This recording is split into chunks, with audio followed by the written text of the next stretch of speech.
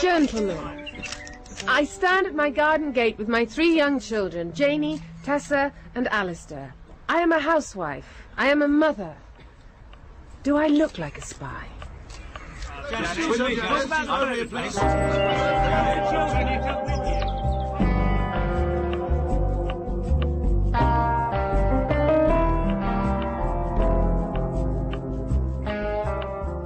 In 1961, the Cold War was reaching its climax. Russia and the United States seemed to be moving inevitably towards conflict. John Miller, Reuters journalist, Moscow, 1960 to 1966. Each side tested ever larger nuclear weapons. In April 1961, the Soviet cosmonaut Yuri Gagarin orbited the Earth several times, humiliating America. A week later, Fidel Castro proclaimed victory over American-backed invaders at the Bay of Pigs.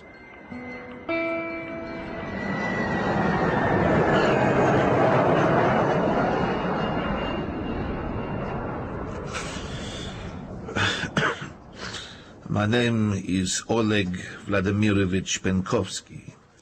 I am a colonel in the GRU, the Chief Intelligence Directorate of the Soviet General Staff. I bring you here copies of my government's plans to deploy R-11 and SS-1 medium-range ballistic missiles in Eastern Europe. These plans are very important, but I have much more important intelligence for you on our country's long-range strategic missile capabilities, secret diplomatic initiatives, on the relations between important people and the ministries within the Russian government. I know how badly you, my friends in MI6, want that information, how vital it will be to you as we move towards this terrible confrontation between our 2 countries. But there is a problem. It is very dangerous for me to visit you here in the West, to smuggle out this information. I need an agent of yours in Moscow I can pass it on to, someone quiet, unobtrusive, who no one will notice.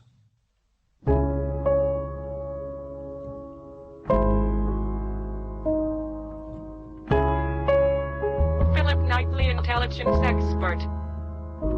Pankovsky was a GRU officer, very well connected in the Soviet establishment, married to a general's daughter, with quite a brilliant career ahead of him. But something was strange about him that was spotted by his British and American contacts, that he seemed desperate to defect. Reasons never quite worked out. Pankovsky touted himself about so much with Western diplomats and others that he met that the CIA had to issue a notice to all of its officers all over the world, in any part of the embassy or any establishment abroad, to keep away from this man because it looked like a Russian provocation. But eventually he found somebody who was prepared to listen to him. He gave a packet of papers to a Canadian diplomat at a reception in Moscow. The Canadian diplomat couldn't get rid of them fast enough because he didn't want to be involved, and passed them on to his British counterpart, who sent them back to London, and eventually they were examined by high-ranking British intelligence officers who saw that this possibility, maybe even the probability, that this man would make a marvelous recruit, and they recruited him. The British took a gamble with Pankovsky. The gamble paid off. The Americans were chagrined to discover that they could have had this man themselves. The British very gracefully allowed them to have an officer as part of the team that was handling Pankovsky, but it was a British coup. Mommy, I want to play on the swing. All right, darling. Janie, Mummy? take Tessa over to the swings. Would you make sure that she doesn't get knocked over? All right, come on then, you two. Take Alistair too. Hang on to his hand so he doesn't run off. Don't worry, Janie. I'll be watching everything you do from over here. All right, Mummy. Children, They always seem to take more notice of you than me. That's because I'm their mother, Rory. Of course, you're the original mother hen, and a strikingly good-looking one at that. Oh, it's so nice. Getting out of that horrid little flat, away from the whole diplomatic quarter. Getting out into this sunny park. Filled with suspicious-looking Muscovites. Remember when it was just the two of us? Of course I do. On our own in Berlin? That was such fun then. Then. Don't worry, Rory, I still love you, however many children we have. Mummy, Janie keeps bossing me around. Hello, my darlings. What's the problem now? Mummy, Tessa saw a Russian boy with some ice cream, and now she wants some. Oh, ice cream, ice cream. I love ice cream. Ice cream. Rory. And still wants some too. Not till we go, my loves. I've already told you. No. No ice cream till we leave. Now go on, go back to the swings. Yes, Mummy. I don't want to. Making them on like that. You know I don't approve of ice cream with all that sugar in it. Ruskies can't afford the sugar, so there isn't any in theirs. No. Thing is, old girl, this new job's come up. What, you mean we're leaving Moscow? No, not exactly. I was talking about you. Me? You know, just like in Berlin, the old days. Me running you. What? The thing is, this Russian has offered us some extremely valuable information. But we've got no one on station at the moment who can possibly do the job. We need someone quiet, unobtrusive, just like you, darling, who can be handed something discreetly in a park, just like this one. Me? You and the children. Are you mad? Darling, I don't know if you've been following the news recently. Hydrogen bombs going off, missiles being waved around, Mr. Khrushchev banging his shoe on the desk at the UN. The international situation is very, very grave. What we're doing here is intimately connected with that. And the answer, darling, is no. It's a ridiculous suggestion. All that is over. They'll have to find someone else. Well, the reason they chose Janet Chisholm was simply that she was the perfect spy, in the sense that nobody would ever believe that she was one. I mean, here she was wandering around the streets of Moscow with kids in a pram, looking like any English housewife, sweating out her time in Moscow. And yet all the time she was Pankovsky's contact with these controllers in British intelligence and the CIA. So she was ideal cover. That's why she was ideal. Janie Chisholm. Well, I don't think they could have picked my father to handle him. It would have been far too difficult, far too sensitive. He would have been followed. I think they probably picked her because she was the most likely to agree, because she'd been in SIS herself, and partly to help my father in what was part of his job, but not because of any special qualities of her personality. I think she was probably, in some ways, the last person to ask, because she was pretty shy and unassuming. I lived, as the Chisholms did, in Sadova Samotyochная улица, and it was called Sad Sam, because that was easier. I think that because of his, if you like, high profile to the KGB, I think he discussed it with her, and having been working for MI6 SIS in Berlin, as soon as she married him, she quit. But, you know, this was her husband, and this was his job. I danced and I danced and I danced. You did, and you were the most beautiful woman in the room. So my homemade dress was all right? I admit it, you knocked all those couturier-clad ambassadors' wives into a cocked hat. Oh, I do love the bossa nova. Darling. Darling? Explain this possible job to me. Well, it would be very straightforward. Explain. You're in the park. This rather courteous middle-aged Russian gentleman comes up to you with a box of chocolates under his arm. Chocolate? He compliments you, then he looks into the pram, if you've been able to get young Alistair into it. Then it does involve the children. It does. Then I won't do it.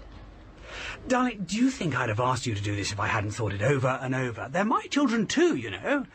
Children have been used in spying since the beginning of time. How do you think the French resistance survived in the last war without using mothers and their children? I don't need a history lesson, darling. These are our children. It is their future I am thinking about. Exactly. And what we're doing here is intimately involved with their future. Whether they're going to even have one. You listen to the BBC. You know how grave things are. I pray for them every night. Well, I'm afraid something more than prayer is required. Oh, really? I'm not exaggerating, darling. This operation is that important. The children would have absolute diplomatic immunity. So would you. The Reds could never lay a finger on you. It is vitally important information. What would we have to do? It's very, very simple. This middle-aged man merely compliments you on your baby, leans into the pram, slips in a box of chocolates beside a hopefully peaceful Alistair, takes away the one that's already hidden there, and he's gone. You bring his chocolate box home, hand it to me without a word because of the bugs in our flat. Your job, the children's job, is over. A one-off. A one-off? I promise you. You'll do it? Yes. You'll have to talk to the children beforehand, give them some idea of what's happening. I'll get Janie to keep an eye on Tess so you can concentrate on the man and the pram, okay? Yes. Good girl.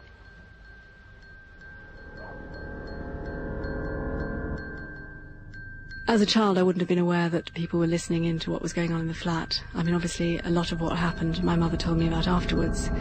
Little things like having to watch the maid go through my father's clothes, the pockets of his jackets, to see if he'd brought anything home indiscreetly. She ended up not bothering to confront the maid with that, because each time she did, if a maid got sacked, another one from the KGB was resupplied.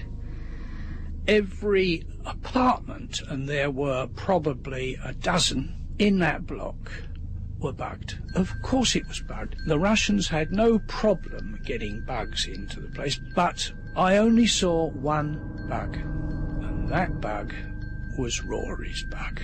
He may have had others, but I went there one day, and in this living room there was a picture, and he took away the picture, and there was the hole in the wall, and there was a pipe running down. It could have been a hot water pipe, and there on that water was the bug.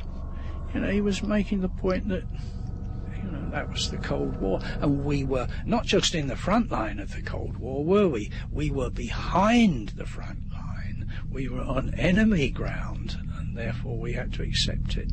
He said, you'll have to learn to live with it as we learn to live with it. If we want to say anything, we go outside. Why have we come outside on the street, Mummy? It's really cold. I know, but I've got to talk to you. I want my breakfast. You'll get it, Janie, in a minute, but first we must talk. Today, Janie, you and I and Tess and Alistair are all going to play a game, and I need your help to play it. A game? Yes. You know the park we went to with Daddy on Sunday? Yes, we go there all the time. Yes, well, all of us except Daddy are going to go back there this morning. And then, as part of the game, when a certain man comes up to me, I'll signal to you, and you're to take Tessa away. Not too far away, but you're to keep her happy. It's quite difficult keeping Tess happy. She always wants to do something she shouldn't do. Yes, darling, I know, but you're clever enough to keep her happy just for a short while. Then when the man goes, I'll signal to you. You come straight back with Tessa, and we leave. But that isn't a game, Mummy. You've got to think of it as one, darling. You'll get a vitamin sweet at the end of it. I'm sure that Janet would have been worried about what she was doing, because she was doing it with the children. What I'm saying is that if she had gone out on her own to meet Pankovsky, that's one thing, but to take the children, if something had happened. Janet Chisholm did it for her husband, and I'm sorry about this, and for England too. You know, she had... Obviously, she was patriotic, and she felt that this was something worth doing. But she would have also felt a little nervous that the children were with her. A little nervous about something happening, some incident happening, if the KGB had been onto them. Your box of chocolates, darling. Vitamins. Thank you. Good luck. You seem rather tense. Of course I'm tense. My wife and 3 children are about to go off and do a very brave thing. Why are you tense? I can't afford to be, Rory. I don't remember the occasion, but I do remember the park where we met Pankovsky, and it wasn't far from the flat. It wasn't that huge a park. I mean, it was, you know, it had park benches, quite a lot of paving. I think there was skating in the winter, but I do remember a very large circus tent, and there was a big circus. Russians were very keen on circuses. I can't have any ice cream, Tess. No, Tess, you can't have any ice cream. Mummy, should Tess and I go away yet? Just wait a minute. Ah, madam, what a lovely day it is. Jenny, go away now. The game. Yes. Come away, Tess. We're going to play. But I don't want to. How do you do? Yes, it is a lovely day. This is your child in the pram? Yes. He's called Alistair. Ah, then let me look just a bit more closely at Alistair. Ah, what a handsome baby he is. You have a beautiful family. I have some sweets here. Please, share them around. Mummy, Tess won't do what I say. Madame, Yes. our business is complete. It was a privilege meeting you and your lovely children. Goodbye. Right. Goodbye. She wouldn't do a thing I said. Mummy, Jamie keeps bossing me around.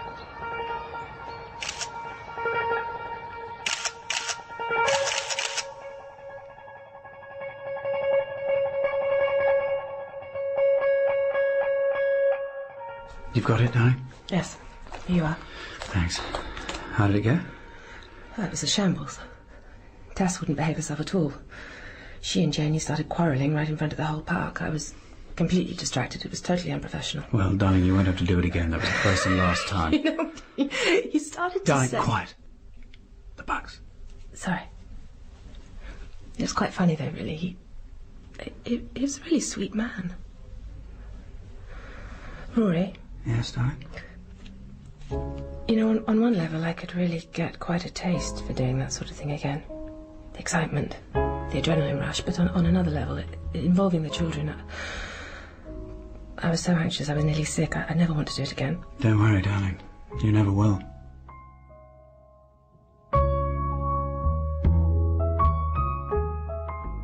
The early 1960s was a very, very dangerous period in East-West relations. It almost looked as if there was going to be a nuclear war tomorrow. There were hawks in the United States asking for a preemptive strike against the Soviet Union. There were hawks in the Soviet Union saying we must strike at the United States while we've got more missiles than they have. But there were doves also on both sides who were very worried about what was happening. And they wanted to let the doves on the other side know that they weren't alone, and that something would have to be done to prevent a nuclear holocaust, the end of the world. The best way of doing this, a faction in Moscow decided, was not to go face-to-face with the Americans, not to provide this information through diplomatic channels, but to provide it secretly through backstairs channels. And my firm belief is that the Dove faction in the Soviet Union chose Pankovsky as a way of passing this backstairs information, knowing that if Pankovsky was seen to be a defector in place, working for the West, and passing on this information, it was more likely to be believed than information passed openly. This is the BBC World Service.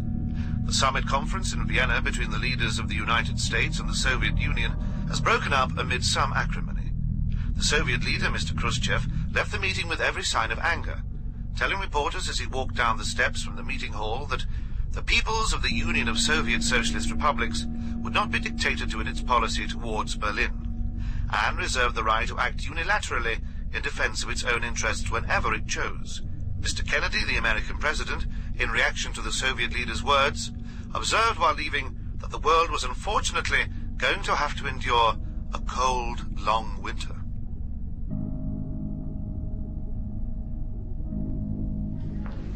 I'm afraid we have to step into the time machine, Rory. No. You know, it's the only place in the whole embassy where the boffins say the Russians can't hear us. Any Martians about? I'm afraid not. Come on, in here. Right, bunch up. Now, switch on the scanners. And we're clear. Did they like it? What we got? Very, very much. Very impressed. What with all this Vienna and Berlin stuff, it's pure gold. You mean... All our friends' intelligence about missile ranges, deployment times, electronic details of the guidance systems, all ties in with all this stuff boiling up in Berlin at the moment. Enables us to get an over-the-horizon glimpse of what they're deploying. Khrushchev might make all these threats, build his walls, but we know exactly how many conkers he's got in his pocket. You mean our information has been going over the pond, to the cousins? Right to the top, the very top. President Kennedy is fascinated. Gosh. Which is why... Which is why what? Rory, there must be another contact. Janet gave questions to Pankovsky, which we must have his answers to, so that when it comes to Kennedy standing up to Khrushchev, he knows exactly what cards Khrushchev is holding. No, Shirky, look here. Janet doesn't want to do it again. I gave her my word it would be the last. I know the Berlin confrontation is very bad, tanks at Checkpoint Charlie and It's all that. only going to get worse. The world, Rory, is on a knife edge. Pankovsky's information is absolutely vital. I promised her there wouldn't be another one. There must be another one, exactly like the last one. Not if it involves the children. She'll never use them again. Then you'll just have to tell her different. There's too much at stake. But if it's that important, the Ruskies could get nervous. Guns start going off. They'll have complete diplomatic immunity. If what you say is true, I don't think either Khrushchev or Kennedy are that concerned about diplomatic immunity at the moment.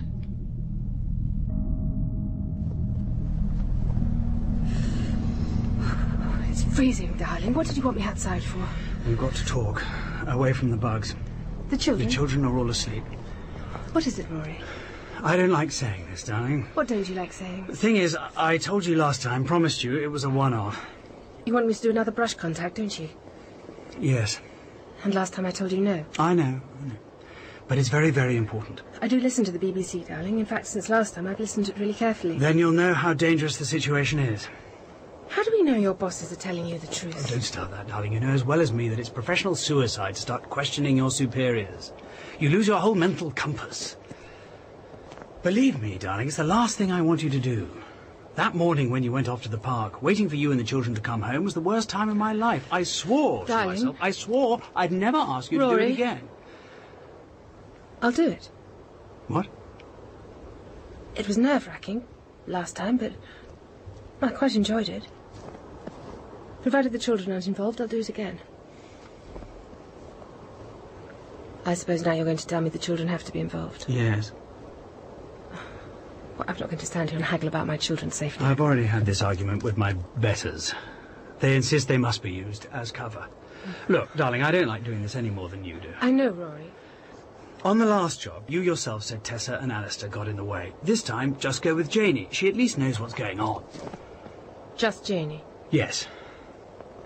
Pankovsky wants a new rendezvous in an antique shop.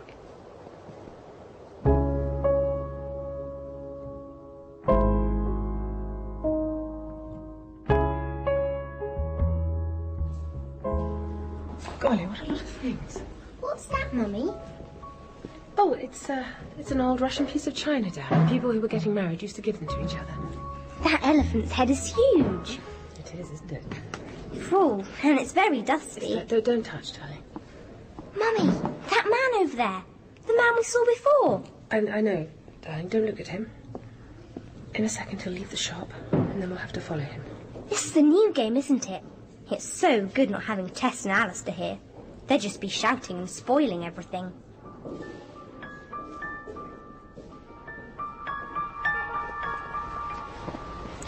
Ooh, it's cold out here. I'm not cold, Mummy. This game is so exciting. There he is. Let's go. Slow down a bit, Janie. We need to see where he's going first. He's going into that door. An apartment block. Come on. Janie, before we go inside, you must pretend to be very cold. Cold, Mummy? But I'm hot. I know, but pretend you're cold, so I can pretend to take you in through the door to warm you up a bit. All right. Oh, I'm so cold. I'm so cold. Good girl. Come on.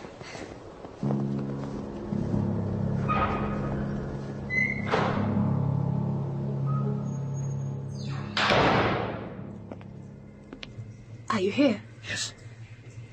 Just stand there, Janie. Yes, Mummy. Oh, I'm so cold. I'm so Here's cold. my sweet box. And here's... What's that? Someone's coming down the stairs. Quick! Mummy? What are you doing? Kiss me. Properly. So the person will be embarrassed. Look away. What's happening? It's an old woman. She averts her head. Looks away.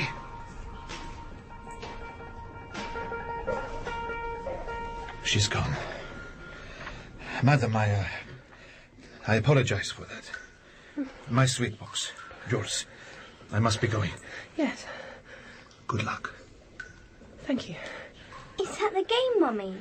Yes, darling. Listen, whatever you saw just now, it doesn't matter. It was a game. I still love Daddy very much. Yes, Mummy. Now let's go. Yes. What is it, Mummy? Nothing, Jenny. There are two rather large men standing outside wearing black leather jackets. But they are part of the game.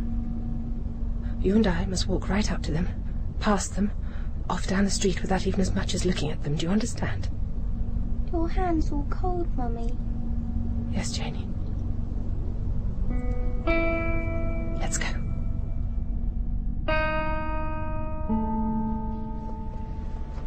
I don't know whether to laugh or cry. What do you mean? He was so good, darling. Who?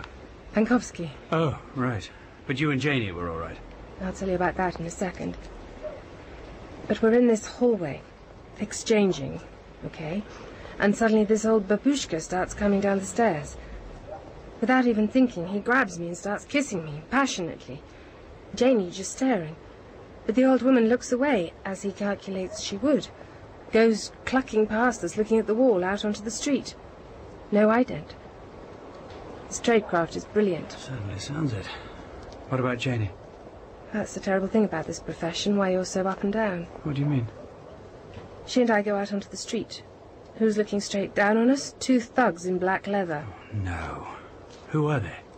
Secret police, obviously. And very unpleasant. I'm thinking what the hell have I got Janie into, but they just let us walk straight past them, staring at us all the time and off down the road. Well, thank God for that. Were they GRU or KGB? Haven't the foggiest. GRU and military tend to be smarter, suits and coats. The KGB specialise in leather outfits and not shaving for a fortnight. Why would it matter? Well, Pankovsky's GRU. There's lots of mistrust between them and the KGB. If it was the KGB, they might have thought this was a GRU operation and been scared of compromising it.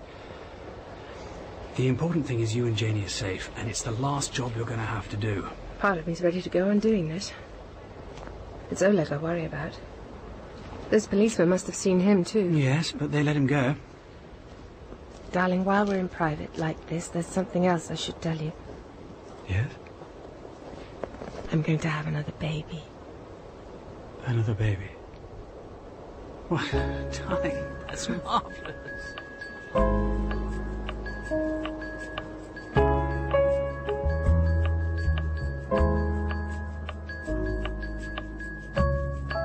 I've had enough.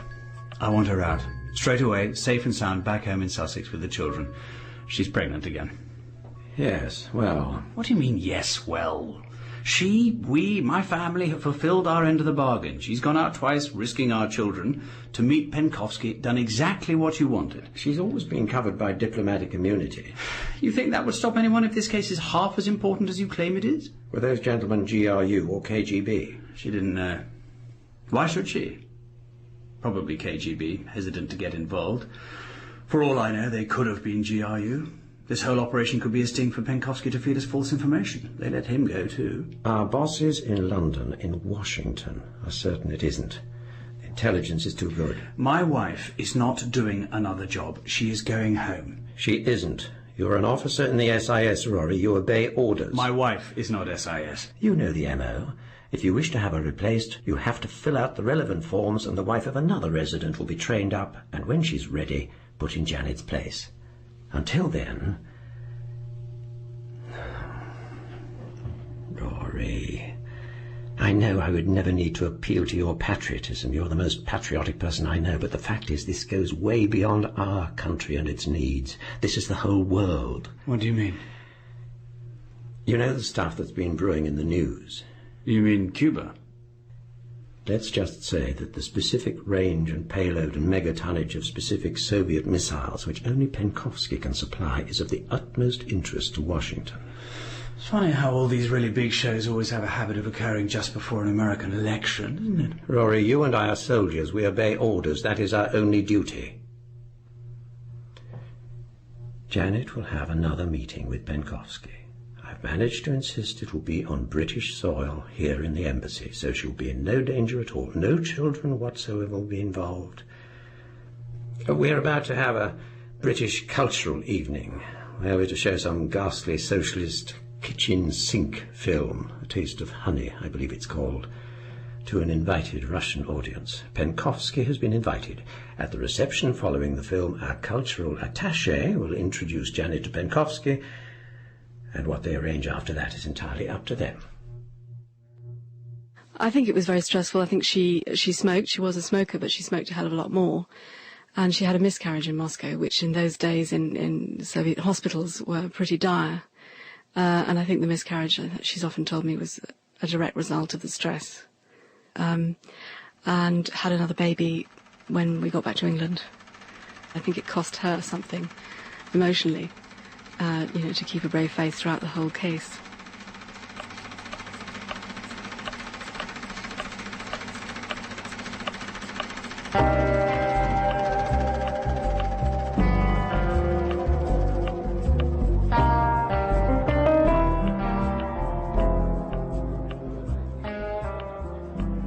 I really did enjoy the film, Nigel. Oh, good, Janet. So refreshing to see British films which aren't all about stiff-upper-lipped British officers making crucial decisions. I know what you mean. Now, I really must introduce you to someone. Oh? A really interesting gentleman from a Soviet trade delegation. I'd like to introduce you to Mr. Oleg Pankovsky. Mr. Pankovsky, this is Janet Chisholm, the wife of one of our embassy officials. How do you do, Mrs. Chisholm? Very well. It's very good to meet you, Mr. Pankovsky. I did so enjoy that film about how ordinary people live in the United Kingdom. Yes, it was interesting, wasn't it? Now, if you'll excuse me, apparently there's some problem with the vol au vent in the kitchen. Yes, of course. I hear you're expecting a baby. News travels fast. Well, this is Moscow. Tell the ambassador's wife you're feeling tired and ask if you can have her lie down in her bedroom. Then I'll ask her to show me around the embassy. Right.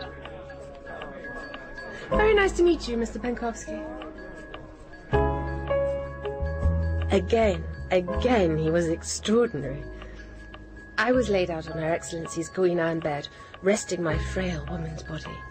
Then I hear them coming down the corridor. So this is your West Wing? Oleg using a particularly boomy voice. And what is in here? Before the lady ambassador can stop him, he opens her bedroom door, sees me... Oh, excuse me, madame. And partly withdraws. There is someone in here. But stays facing the ambassador's wife in the open doorway, all the time with one hand behind the door, waving the package he wishes me to take.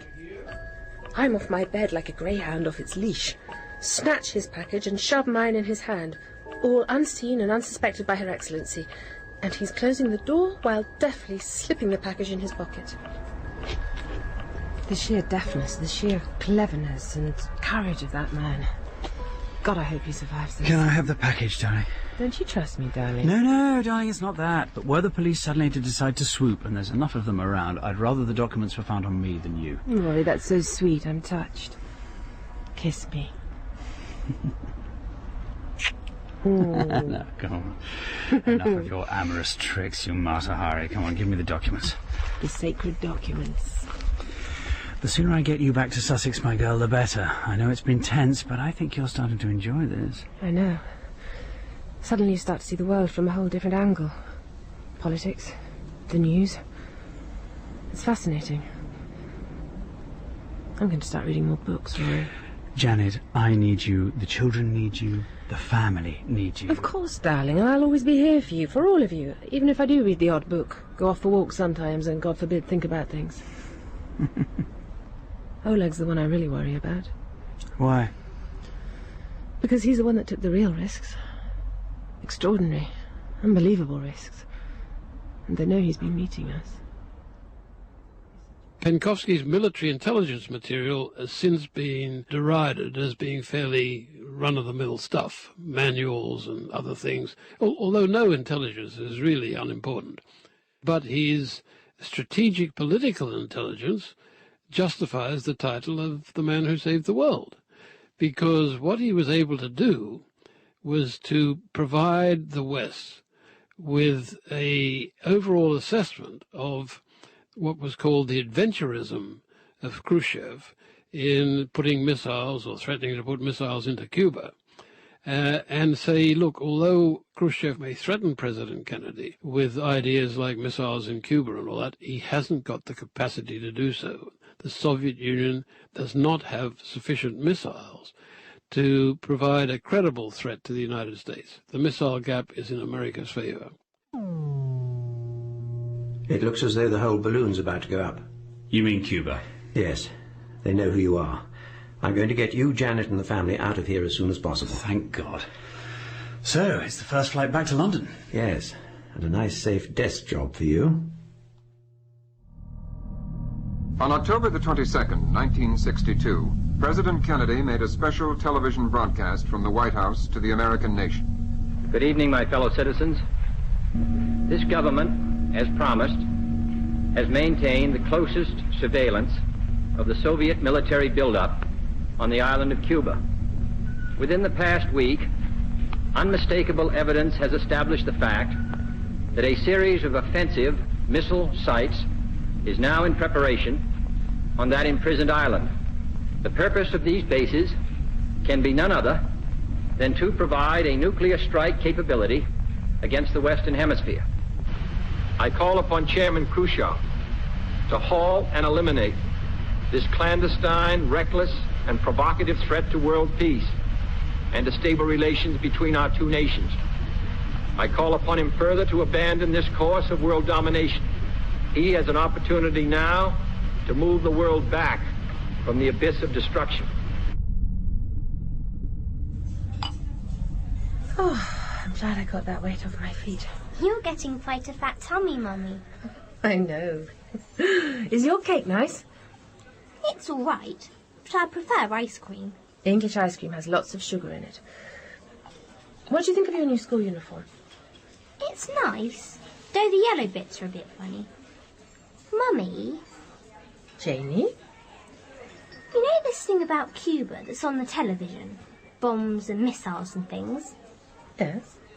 Well, I was talking to some children in the village about it in the playground. Yes. And they said the world was going to come to an end. And we would all get blown up. Killed. Of course that's not going to happen. You'll see, darling. Mr. Khrushchev and President Kennedy will be sure to work out some sort of agreement. Because, you see, with me not going to my new school for a whole week, I was wondering if I'd need my new uniform at all. If I was going to die. Oh, darling, you're not going to die. Of course you need your new school uniform. Maybe Pankovsky's greatest service was to get himself arrested, just on the most crucial moment during the Cuban Missile Crisis, because it looked as if it was absolute proof that he was telling the truth. But it was also a wonderful boost to Kennedy, because Kennedy now knew that the missile gap was in America's favor, but he also knew that Khrushchev knew that he knew. So the old dangerous guesswork that had led up to all this was gone, over. I mean, they could then both now negotiate from positions of knowledge rather than positions of ignorance. Dick White, the chief of Britain's Secret Intelligence Service, speaking to a group of his officers after the Cuban crisis was over, had this to say about Pankovsky's information. I'm given to understand that this intelligence was largely instrumental in deciding that the United States should not make a preemptive strike against the Soviet Union, as a substantial body of opinion in America had been in favor of doing. This is the BBC Home Service. Here is the 8 o'clock news for Monday the 29th of October. The Cuban crisis is over. Oh, thank God for that. Speaking on Radio Moscow... Rory, did you hear that? It's over. I'm on the phone, darling. So the world's not going to go bang, Mummy. All the world goes bang. No, my darlings, of course not. Tessa, do you want fried or scrambled eggs? Scrambled, please, Mummy. The man on the BBC has just said that everything will be all right. The Americans and the Russians are going to be friends. It's been a difficult time, though, hasn't it, Mummy? I've been watching you and Daddy, and you've been really worried. It's all over now, darling. Right, okay, I'll be in touch. Darling? Did you hear the announcement on the radio, Rory? It's all over. Yes, I know.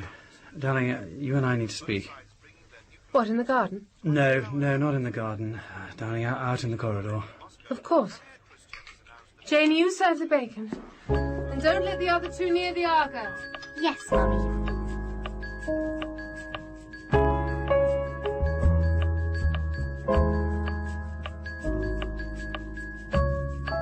My mother, she didn't talk about, neither of my parents talked about the whole case until I was grown up. As far as we knew, it was just something made up by the papers. But if I ever discussed it with her, and this wasn't very often, in my 20s and after, she, it wasn't that it was, because he died, it was therefore simply something sad. I don't know, she just didn't, if anybody tried to encourage her to feel some sort of pride or vanity about it, she would say, well, what for? Even though the intelligence may have been extremely useful, it did have a sad outcome in that Pankovsky died, and possibly very horribly. It's good, the whole Cuban thing being over, isn't it? Yes. So what is it? Firstly, I've been told our work, your work, was central to President Kennedy's handling of the crisis. The information you got from Oleg enabled him to know that Khrushchev was bluffing when he made all those brags about his missiles. Unfortunately, things haven't ended there. What do you mean? I'm afraid, though, we've only just found out, or at any rate you and I have just found out, Oleg was arrested in Moscow at the very start of the crisis. What, 3 weeks ago? What are they going to do to him? Shoot him, I'm afraid, if past form is anything to go by. Oh, that poor man. He was so brave. Most convenient for the Yanks. What do you mean? Oleg is arrested. Khrushchev immediately knows that Kennedy knows that Khrushchev, is bluffing. He's got far fewer missiles than he's claimed, and most of them don't work. Then why this great, long, drawn-out crisis? Elections. American midterm elections. String the whole thing out, really scare the electorate, and then next week they'll vote for you as though there's no tomorrow. Poor Oleg. Darling, that's not the end of it. What? Those lovely Russians have not only arrested and probably shot poor Oleg, but I'm afraid the dastardly creatures have also released photos of you and him exchanging in Moscow. Our exchanges were photographs? Yes.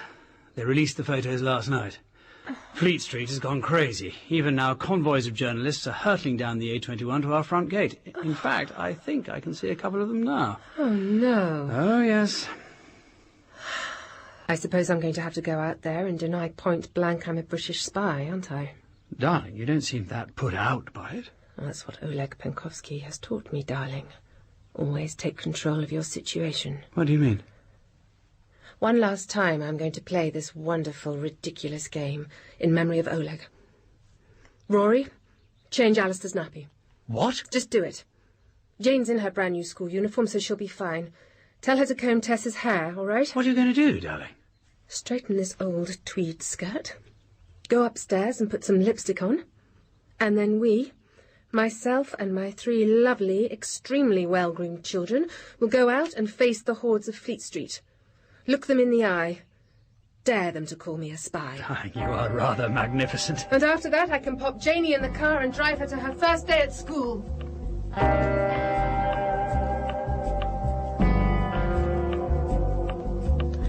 Janet Chisholm was played by Juliet Aubrey, Rory Chisholm by Anthony Calf, Oleg Pankovsky by Stephen Critchlow, Harold Shergold by John Rowe, Janie Chisholm by Rosie Day, and Tessa Chisholm by Skye Bennett. The original music was composed by Jules Maxwell. Mother Spy was written by John Fletcher. The director was Charlie Taylor.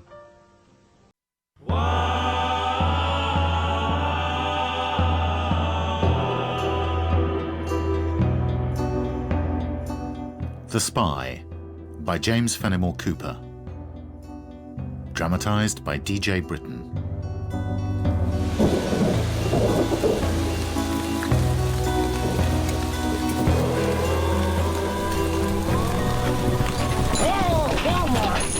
Pull up, Captain Wharton. Whoa there.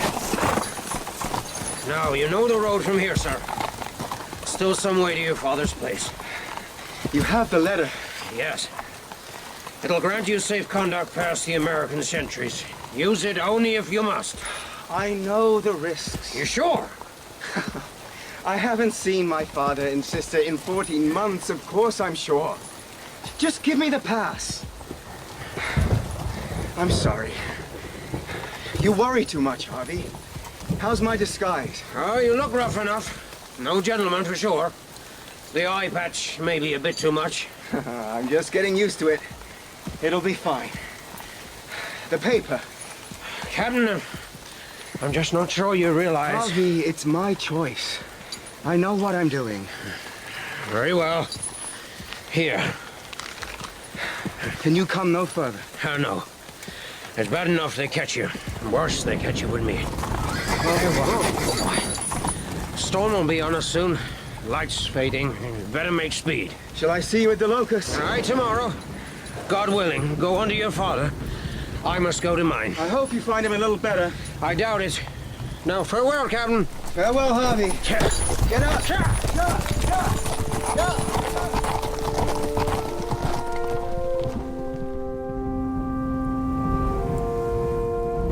Here comes the storm. Caesar, I'll shut the side shutters. You take the front. I got him, Miss Francis. Wouldn't want to be out on a night like this. No, miss. They say the Americans are in the woods above the valley. Getting a good old soaking, miss. Good thing, too. Well, I dare say they'll accept a little soaking in the cause of their country. You speaking like a rebel, miss. A patriot, Caesar. America's cause is just. Even when your own brother fighting for the other side? Well, Caesar, I love Henry as much as any sister loves a brother, but he's chosen badly. Can't see that, miss. Captain know his duty to his king. Well, come on now. Kitchen shutters and back door. This gale will blow up worse overnight.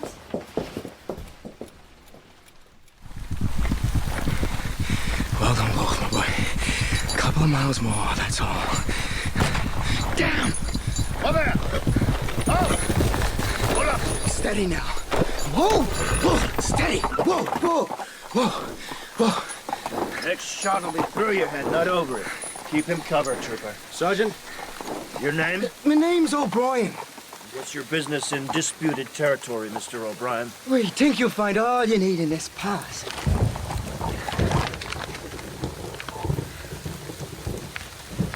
Witness the signature, Trooper. I see it, Sergeant. Very well, sir. Thank you. Sorry to have troubled you. Pass on through, and good fortune, sir. Good work, Sergeant. Yeah.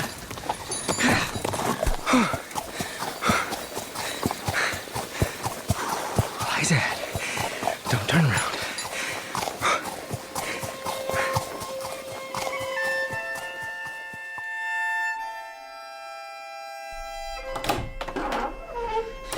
Father? Harvey? Yes, only me. I was asleep. When did you get in? A few minutes ago, I had to get out of my wet things. How are you? Weak. No strength at all. You forgot to bar the front door. I told you before, it's not safe. Who'd want to harm me? No, war is coming. Closer every day, and war don't care if you're a good man or bad. Troopers are everywhere. Irregulars, too. Cowboys, skinners. Damn Andre business has got the world seeing spies in every shadow. What's Andre business? A British officer. Major Andre goes up the Hudson in a warship. Some kind of secret meeting with the American general at West Point. Benedict Arnold? Yeah, that's right. It seems he was about to hand the fort to the Redcoats. This Andre gets cut off from his ship. He tries to escape. Disguises himself. False name. Passport signed by Arnold. American troopers catch him and hang him for a spy. And now the British are furious. The Americans are jumpy as hell. And what about Captain Wharton? You get him home safe? Half an hour, he'll be with his family at the Locusts. Could have been quicker, but he don't know the back paths of Westchester like me. A man who follows a peddler's trade knows his way to market like no other. Aye. Business must go on. Stranger. Saw another horseman battling the storm. On the low road it was, nearby the Locusts. Not Captain Wharton? No, he'd still be back in the woods. The captain lies low on that horse of his, Wolf. This fellow sat tall in the saddle like a general on a parade horse.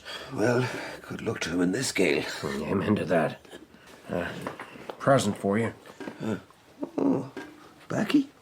It's best Virginia. Don't ask where I bought it. Some more in my pack for old Mr. Wharton. They've been sending me food down while you've been away. This morning, Miss Frances brought me a turkey pie. Aye. They're a decent family, all in all. I owe them a debt. I'll do what I can to help the captain. Good. I'll have to go again in the morning. I don't like having to leave you alone, Father. I know. Then do what I ask. Keep that door barred. You're too good for this world. That's your trouble. I shan't be in this world very long. No, don't say that. It's true. It can't be helped. Harvey, listen. If things is as bad as you say, it's yourself you must worry about. In and out of New York, dodging backwards and forwards across the line. Don't worry. I'll be fine. Just be careful. Now, go on. Fetch me that pipe.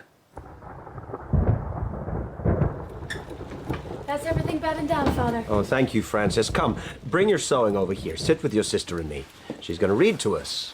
What's the book, Sarah? The Adventures of Humphrey Clinker. New from England. The peddler Harvey Birch brought it from New York last week. Excellent. Oh, I miss New York. Excuse me, Mr. Wharton, sir. Yes? Man outside. Stranger. He's asking for shelter. Man? What sort of a man? Tall fella, sir. Fine voice, fine riding clothes. Gentleman, sir, I'd say.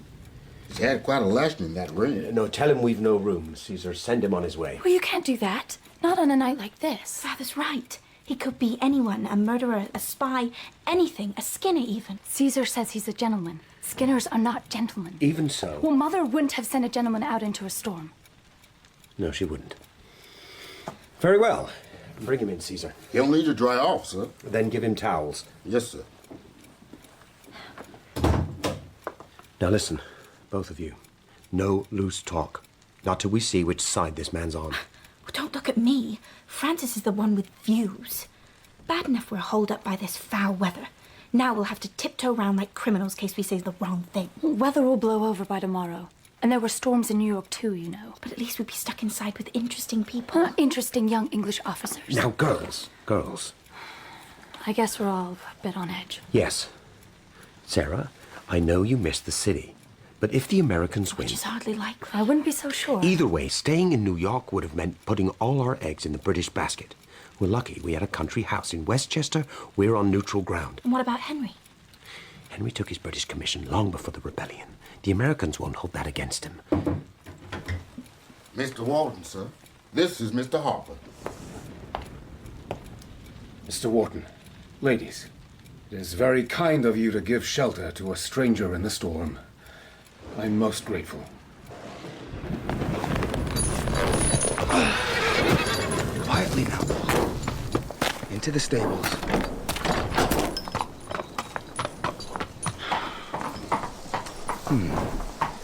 And that's a fine horse. Not one of Father's, that's for sure. It seems like there's a visitor at the Locust, Wolf. I think it may be time for Mr. O'Brien to be making another appearance. Well, I'm afraid I really can't say, Mr. Wharton. In all probability, I know no more about the war than you. Mr. Harper? Thank you, Miss Frances. Well, the fact is, sir, I like to keep myself to myself. As do I, Mr. Harper. A quiet life and a good book, Quite so. We've just begun reading Humphrey Clinker. Why do you think there are no American novels? Is British imagination superior, I wonder? Or perhaps American society is insufficiently mature, or... Well, what do you think? Father, stop interrogating our guest. Like you, he does not choose to be drawn. Leave it at that. No, Miss Frances. It's an interesting question. From a business point of view. Ah, you are a businessman. I have my interests, yes. Now, why are no books set in America? Well, I suggest it is simply a matter of numbers. The population of our colonies is about 3 million. The population of Great Britain is perhaps 3 times that. Publishers must serve their biggest market.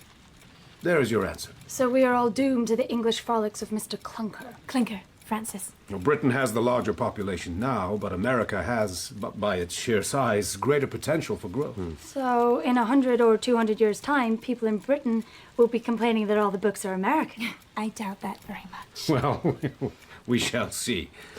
And now, may I ask you a question, Mr. Wharton? Well, not about publishing, I hope. Father has met his match. No, a much more practical question. When the storm blows over, I must make for the Highlands. How are the roads? Are there many soldiers? Shall I be safe? Well, it's difficult. Westchester is deemed neutral, but with the British holding New York Island and the Americans holding the upper state, it is rather a sort of no man's land. Patrols from both sides set up pickets. I see. And the people, how are they? Most of them favor the revolution. That's not true. Most good people are loyal to the king. You must excuse them, Mr. Harper. They have the outspoken manners of the young. And since when was speaking what we feel ill-mannered, Mr. Harper? Ladies, I am your guest. It would be impolite to force my opinions on a family disagreement. But you do have an opinion. Of course. But please, Mr. Wharton, my question. Yes. The biggest threat in Westchester is not the armies of either side. It's the irregulars.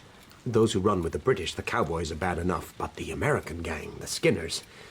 Well, I pray you don't run into them in your gentleman's attire. They'll strip you of everything you have, horse, clothing, and money. Sorry, Mr. Wharton, sir. There's another man at the door. Says his name's O'Brien. What kind of a man? Not a gentleman, sir. Well, then send him away. I can't, sir. He forced himself past me. He's in the entrance hall. Mr. Wharton, ladies, if this man is any threat to you, I have my sword. You may rely on me. Girls, go to the sitting room. Take your sewing with you. Better leave this to Mr. Harper and me. Very well. Caesar, bring him in. But be careful. But, Father... The sitting room.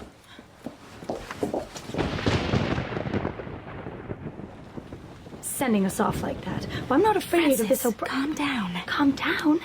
This O'Brien could be... Ow. Now you've made me prick myself. Quick, don't let the blood spoil the white work. Sorry, Sarah. I know it's not your fault. Do you think Father's safe? Well, I don't like the sound of this O'Brien, but I guess Mr. Harper will be more than a match for him. Quite a man of mystery, your Mr. Harper. My Mr. Harper. I saw your eyes shining. Oh, for goodness sake. He must be almost twice my age. I just found him, I don't know, admirable. Didn't you think he had a kind of calm strength? Just like Peyton Dunwoody? No. Peyton isn't calm at all. But he is strong. Strong-willed. Showing up at our New York house and then running off to join the rebel army. Peyton didn't run off. He rode south to join the Virginian Light Horse. And now I don't know where he is. Peyton will come through. I'm sure of it. Well, you know I've no time for the rebels, but from all I've heard, the Virginians are as proud a regiment as any. As proud as your redcoat dancing partners. Maybe. Maybe not.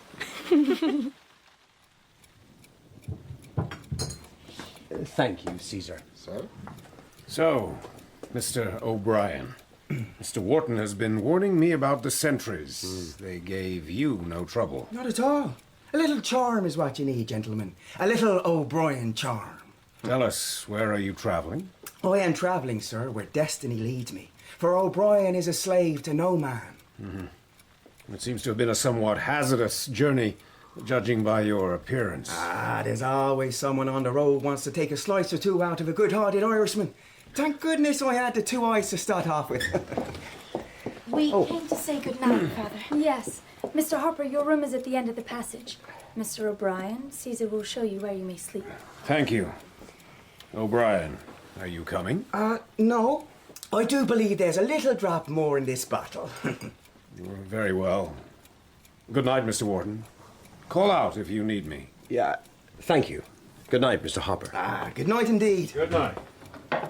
Caesar, would you see Mr. O'Brien? No, Caesar, close the door and make it quick. What on Quickly. earth? Yes, I'm doing Well, it. Mr. Harper... Be quiet, the door. Phew, that's better. Now I can take this ghastly wig off.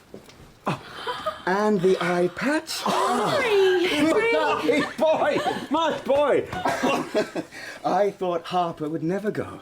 Oh, it is wonderful to see you all.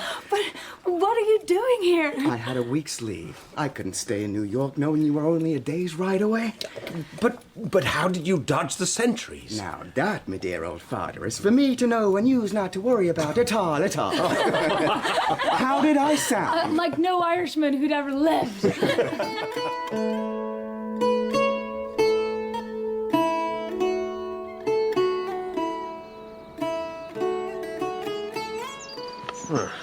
Thanks for asking, Miss Francis.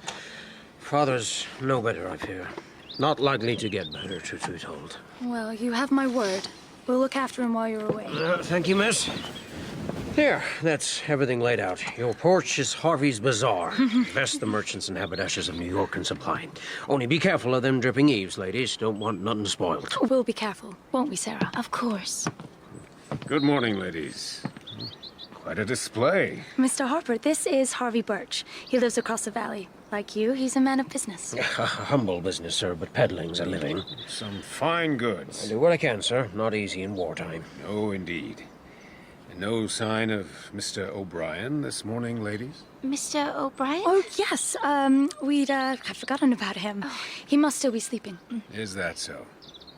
Well, ladies, I must tend to my horse if I'm to be on my way. Oh, Mr. Birch, perhaps you have a curry comb amongst your wares? I usually have one in the bottom of my pack, sir. Take a look, there's a good fellow, and bring it over to the stables. My horse could do with a good grooming before we set out. I'll do that, sir. Now, ladies, what's it to be? Ooh, silks. What about this, Francis? Well, I'm afraid we may need a little time, Harvey. Have a browse.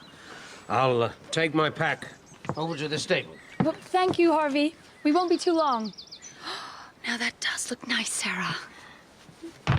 Mona Green, if I'm not mistaken. Henry! I see Birch has brought his traveling store. The coast's clear, I trust. Harvey's gone to the stables. It's not him I'm worried about. Where's Harper? Brushing down his horse. Good. Then the wig and eye patch can wait here until I need them. Don't you trust him? Much as I value a woman's intuition, Francis, in the case of Mr. Harper, I think a little manly suspicion is called for. Better be quick. The stable hand will be back directly. What do you have for me? Through there. Across the trees, down the valley to the water. Dark shapes in the waves, yes? Whaleboats. 10 of them. British regulars. Coming from Long Island? I reckon so. Laid up through the storm. Word is this horse on the road, too. They'll be fighting nearby soon, I'd say. Wouldn't want to get caught up in all that. No. I'd better be moving. Anything for me? Only this. The American force moving up from the south are the Virginian Light Horse, led by Major Dunwoody. Dunwoody? Does that mean something to you? He's a distant cousin of the Whartons, I believe. One of his platoons is led by Captain Jack Wharton. Remember him? How can I forget? I'm not an expert, but these are very fine fabrics, aren't they? The best. How does Harvey do it, trading across the lines without being caught? I don't know about the rebels, but Sir Henry Clinton won't let the British sentries harm a hair on his head. So, is he loyal to the crown? Loyal to the crown, the dollar, the florin, the shilling. It's the fruits of trade Harvey's loyal to. Let me see that green silk again. Hold it up to your face, Sarah. Like this? Perfect. Brings out the color of your eyes very nicely. Wouldn't you say so, Francis? Oh, yes. I know one fellow officer of mine who would be much taken by Pomona Green. Can you imagine who I mean, Francis? What, not the dashing Colonel Wellmere? The very man. And how is the charming Colonel? Somewhat given to melancholy. We tell him it must be love. Really? Might he be pining for someone, Henry? Enough, Francis. I know exactly what you think of Colonel Wellmere. Ah, but it's not what I think about him that really matters, is it? All those tete-a-tete dances in New York, all those giggles in the corner. We were not giggling. We were... Well, the Colonel was all in one piece when I last saw him, leading forays into American territory north of here. I prefer he was safe in New York. Yes, I prefer he stayed there, too, and kept his hands off what doesn't belong to him. Ah, but then your heart is with a certain Virginian major. No, Henry. My heart is with liberty, and that's what Peyton Dunwoody is fighting for. Freedom from your king and master. Seems to me the loudest voices on both sides of this war are masters. Look at me, son of a wealthy businessman fighting for the king, and on the other side, my old friend Peyton. It was American grandees who started this fight. All they want is the freedom to grow richer. Well, if it was the grandees who led the revolution, it will be the ordinary people who finish it. Heaven forbid. Personally, I can't wait till the end of this war so I can enjoy the oddity of acquiring a brother-in-law on each side of the battle. Now you've both gone red. Father? Henry, look sharp. Harper's on his way from the stables. Straighten your wig. Here, let me help. The eye patch. Please, Captain Wharton. No need to do that on my account. But... The painting above the mantel in your parlor. A smart young officer in dress uniform. His Majesty's 60th Regiment of Foot, I believe. Henry. Captain Wharton, I suspect you have made a dangerous choice in coming here. If I were you, I'd return to New York as soon as possible. And who are you to say what is best for me? Only someone who sees what he sees and wishes your family no hurt.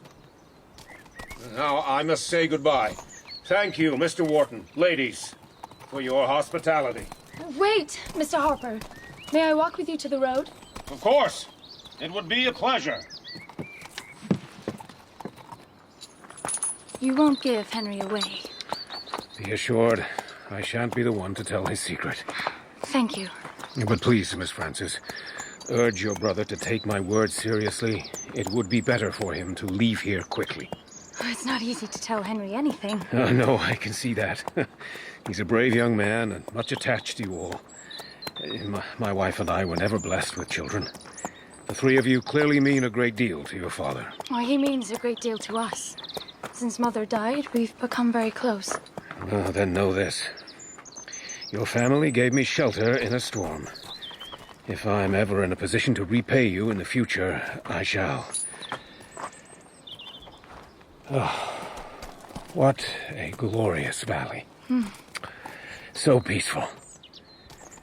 Let's hope a peace like this awaits our whole country when the struggle is over.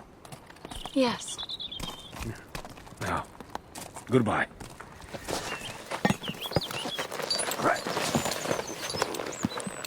Keep safe. And, Miss Francis, Yes? keep your faith. I shall. Now, go back to your family. Up! Go on! Goodbye. Goodbye. Whoever you are. What's that? I can see you in the bushes. Come out. Come out now. I think, lady, that as the one with the gun, I should be giving the orders. You're on our land. Why were you spying on our house? Your house, is it? Then you're one of the Whartons. Not wise to obstruct a soldier of America in the execution of his duty, lady. You're no soldier. Where's your uniform? Not everyone wears a regular uniform. You're a Skinner. Not a name we use. We are the People's Militia. I'm on reconnaissance duties, and I find you seeing off what appears to be a very grand gentleman. Who was he? None of your business. Took shelter at the Locusts, did he? Very comfortable from what I've seen. Elegant furniture, a few nice luxuries smuggled in from New York. No. Don't do to encourage smugglers, miss. Men like Harvey Birch, enemies of the Revolution. Slipping through the lines, making a fortune, and no one knows where he hides it. Well, I don't know what you're talking about. Who are you? Me? No one at all. Until after the war. I might be someone then. Then there'll be no more fine houses for you Whartons. We'll be the wealthy ones then. Oh, I doubt General Washington sees it that way. Washington. Him and his gentlemen officers don't see me at all. I'm the real revolution, lady. Tell them up at the Locusts that days at the top of the tree are over. They can climb down themselves, or we'll shake them down. But they will have a fall. Sooner they realize that, the better. Francis, it was one lone irregular. It's nothing to worry about. But it was horrible. Frightening. Listen to your sister, Captain. When there's one Skinner, there'll be more. These dogs hunt in packs. You better shorten your visit and get back to New York. I'll do no such thing. It took a great deal of effort to get here. I'm not going to be frightened away by some irregular... Captain, the pass I got you was good only on the day it was dated. You helped Henry get here. I did, miss, the best I could, but I can't give him the same protection on the way back. Captain, now the storm's over. Both sides will be putting out patrols. They'll go before the valley's crawling with men. Listen to him, Henry. Oh, Harvey's a born warrior. He manages to stay out of the grip of the Americans. Why shouldn't I? Even I've been caught, Captain. Couldn't tell a peddler from a spy. I gave him the slip because I know this country better than any, but they catch you and you're likely to stay catched. Then I won't be caught. If they do see me, well, Wolf can outrun any rebel horse. Look, I promise I'll leave tomorrow. Nothing's going to happen before then. I want one more night with my family, that's all. But Mr. Harper said... My mind's made up. Another night here will do me no harm.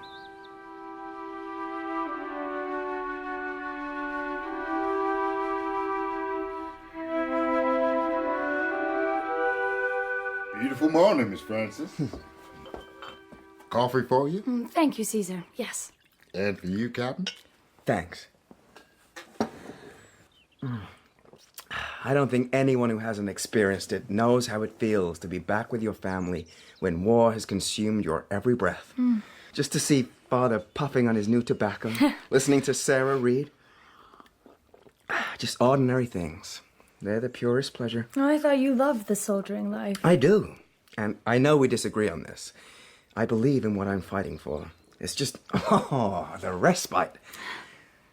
I love you all so much, you know. I know. We've missed you terribly. Oh, let me have some of that valley air. Open the window, would you, Caesar? Yes, sir. Uh-oh. Captain, trouble coming this way. What is it? Across the valley, look. The rebel horse. Where? By Birch's cottage. Look. You're right. American cavalry. Better get out of here quick, sir. Too late to make for the woods. They'll see you. They come this way, Captain. Well, quickly, put the disguise on again. Yes. Caesar, go and get Father and Sarah. Yes, sir. No cause for alarm. We're looking for Harvey Birch. Has he been here? Harvey? What has he done? What has he done? What do you think it is he sells? Not just trinkets, secrets. The man's a convicted British spy. He escaped my custody a few months ago. He will not do so again. Well, that's ridiculous. Harvey's not a spy. Tried in his absence, miss. Spies cost decent men their lives. He shall hang. No. Yeah, clearly, Birch did come yesterday, but now he's gone, and we've no idea where he is. So, if that is all... What about you, sir? You in there. Have you seen Birch? Are you perhaps suffering from a chill, sir? A chill? No, sir, no. I'm quite healthy, to be sure. Such handsome locks, covered with that ugly old wig. I thought you were trying to keep warm. Let me straighten it for you. Sure. Well, now, what do we have here? I am Captain Wharton of His Majesty's 60th Regiment of Foot. And I am Captain Jack Lawton of the Virginia Light Horse. The Virginia Light Horse? Yes, miss. Then, well, do you know Peyton Dunwoody? Major Dunwoody is my commanding officer. Then, well, you don't understand.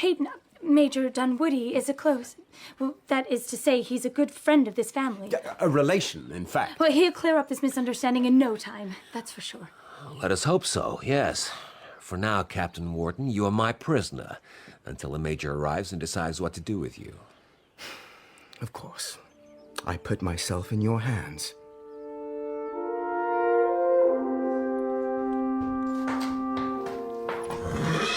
Steady now, Wolf Boy. Shh. Your master said you needed a ride. Miss Francis. Harvey, well, what are you doing here? Sentries everywhere, miss. I crept back here. Lie low till they moved on. Well, that Virginian captain has Henry prisoner, and he's after you. Lawton? Yes. They think you're a spy. Yeah, well, poor peddlers, easy game for men who see a spy in every shadow. Listen, miss. Lawton will have bigger fish to fry before the day's out. There's going to be fighting, miss, here in the valley. Tell the captain he must make every effort to escape when they're distracted. Oh, but surely Peyton will see Henry was only visiting his family. It may be out of his hands, miss. The Americans won't look kindly on what the captain's done. Not after Andre. Tell the captain to get away if he can. I have some food for your father. Do I have time? If you're quick, miss. Bless you. Now go, before anyone suspects. Good boy, Wolf. Nice and steady. Francis? Francis! Peyton? Oh, Peyton! Oh, it's all right. No one can see. Oh, it's wonderful to see you. I didn't know you were at the Locusts. Well, Father thought we would be safer in Westchester. Well, sadly, nowhere escapes the war. Lawton sent me a message. What's all this about Henry? Well, he only came to see his family, Peyton. Surely he can't be blamed for that. If that's all it is, I'm sure we can put things right. Oh, it is so good to see you. To be with you again, it's wonderful. Oh, I've spent so much time thinking about you, about us, thinking about the future. But what are you doing out here? Where are you going? To a sick neighbor. Well, I don't know how long he has to live, poor man. Then be back as quickly as you can. I will. I'll see you at the Locusts. Come on, Wolf. Get up. Lawton tells me he found you in disguise, Henry. What's all this about? It's simple. I put on civilian clothes so I could visit my family without risking being taken prisoner. It's true, Peyton. That's all it was. Now listen to me, Henry. Do I understand that you did not wear this disguise until you saw Lawton's troops approaching? That you found these clothes on the spur of the moment and put them on? Yes? Is this what happened? Henry, be careful. Peyton's trying to help you. No. Henry... Peyton, I don't believe in lies between friends. The clothes were worn by me from the city. They were procured for that specific purpose, and I intended to use them on my return today. But our sentries? I made use of this pass. How did you get this paper? I bought it. As it bears the name of Washington, I presume it is forged. Peyton, please. These tricks are played every day in war. I don't think you understand, sir. The confidence of Washington has been abused. This is beyond my power. Henry, my duty dictates that I must refer this to headquarters. I didn't expect otherwise. Major Dunwoody, the British are up on the coast and in the valley. Captain Lawton requests orders. Very well. Captain Wharton is to stay in this room. Stand guard outside the door. Sir.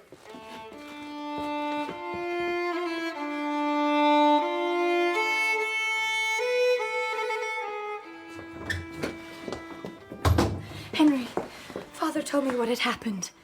What does Peyton think he's doing? His duty, Francis, that's all. Nonsense. He could have used his discretion. I don't think so. I had taken the name of Washington in vain. With the pass, you mean? Yes. Birch says you must escape. When the fighting starts, take your opportunity. I'm not sure that's fair on Peyton. What? Henry, if anyone is inclined to be fair on Peyton, it's me. If he's decided to play it by the book, so can you. Did you give him your word of honor you wouldn't escape? No, but I really... Well, then, if it's his duty as an officer to arrest you, it is your duty as an officer to escape. Anyway, surely your family comes first. Promise me, if a chance to escape comes, you'll take it.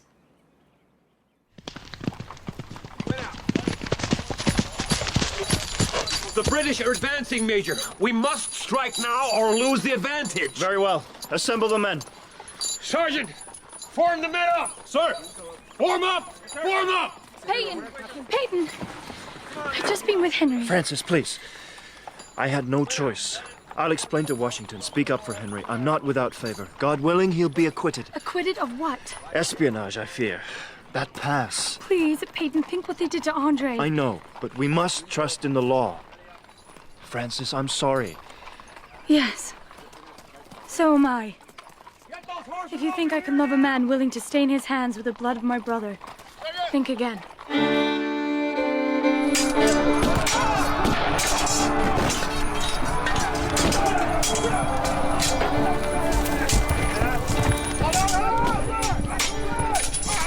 Sending foot soldiers on cart horses as makeshift cavalry against the best Virginian light hussars. Sir Henry Clinton should know better. It's all they have. Hessians with their wooden saddles and green-coated cowboy irregulars. The Hessians will regroup for certain. They'll muster with the regular infantry and come again. Then we should prepare for another attack. Gather your men. Sir! Things are hotting up out there. Best we stay in here together now, Captain Wharton. That was close. Away from the window, Captain. Sit on the floor, if you please. You, Mr. Caesar, come over here. Over there? We'll let her a colored man just as much as a white. What the? Ah, damn it! One of you cowboy hooligans is stealing my horse! Hey, you! Caesar, his legs! Hey, over the top! Shut the window! Run, Captain, run! Stray horses everywhere. Yes, grab one. Yes. Nicely done, Captain. Whoa there! Birch? Up here, in the train. Take the left fork and don't spare the whip till you cross the brook. You'll find the British there. Now ride! Ride! Get up! Yeah!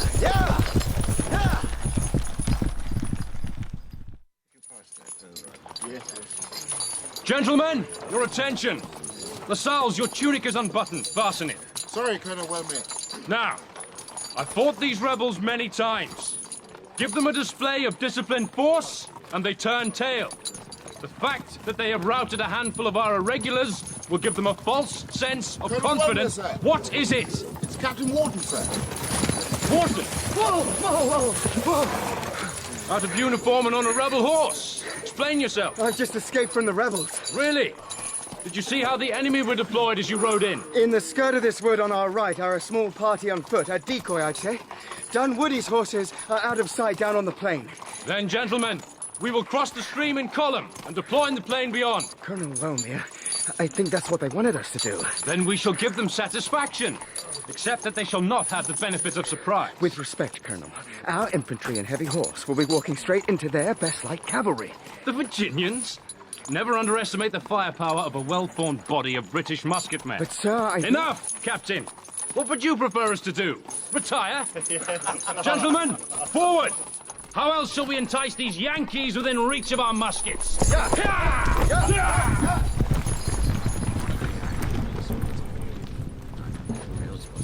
Here they come, all spruced up and parade ground pretty. Into the mousetrap. If they save a dozen skins, they'll be lucky. Look who's there. No uniform, look. And on one of our horses. Henry. Escaped. I'll have that trooper on a charge. But Henry must have seen us. Surely he warned the Redcoat Colonel. If he did and they're still coming, then more fool them. Are the men ready? Ready, Virginians? Yes, sir. Very well. Sound the charge.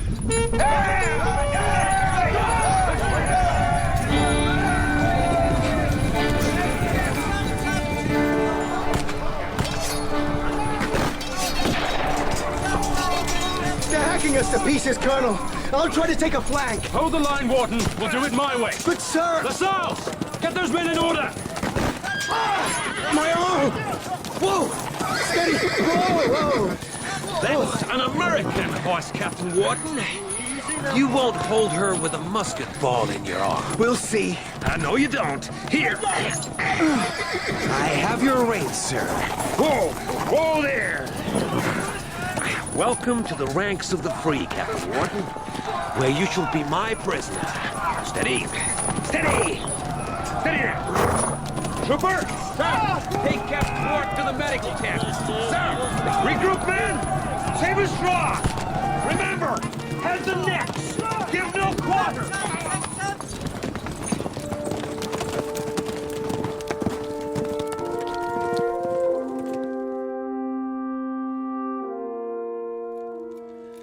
Thank you for taking us into your house, Mr. Wharton. You must do as you need, Major. The British are routed, and now I have to think of the wounded and prisoners. On both sides, I trust. Of course, the wounded, the captured, and those who fell will be honored. Henry, you must sit. Thank you, Peyton. Your wound will be dressed, and as a wounded man I shall leave you unguarded, provided I have your word of honor that you will make no attempt to escape. While I am not under guard, you have my word. One of my officers, young Singleton, is badly wounded. The surgeon must attend to him immediately. Can you find him a room in the house? Of course we can. I'll see to it. One other favor. By all means. I have captured a senior British officer. He needs some small medical care. Oh, bring him in, of course. Trooper, show the colonel in. Colonel Wellmere. Sarah, it's Colonel Wellmere. I can see, Francis. Miss Wharton. Both Miss Whartons. Just like New York at its best. Colonel Wellmere, you are welcome. You are very welcome.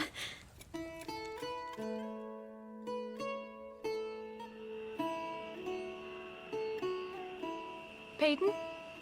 They're gathering for dinner. Thank you, I'm not hungry. Francis, what are we going to do? About what? About us. You and me. Wait a little, I think. If, as you say, you can persuade your senior officers at headquarters that Henry should not stand trial, you do still think that? Yes, especially if I can get to Washington himself.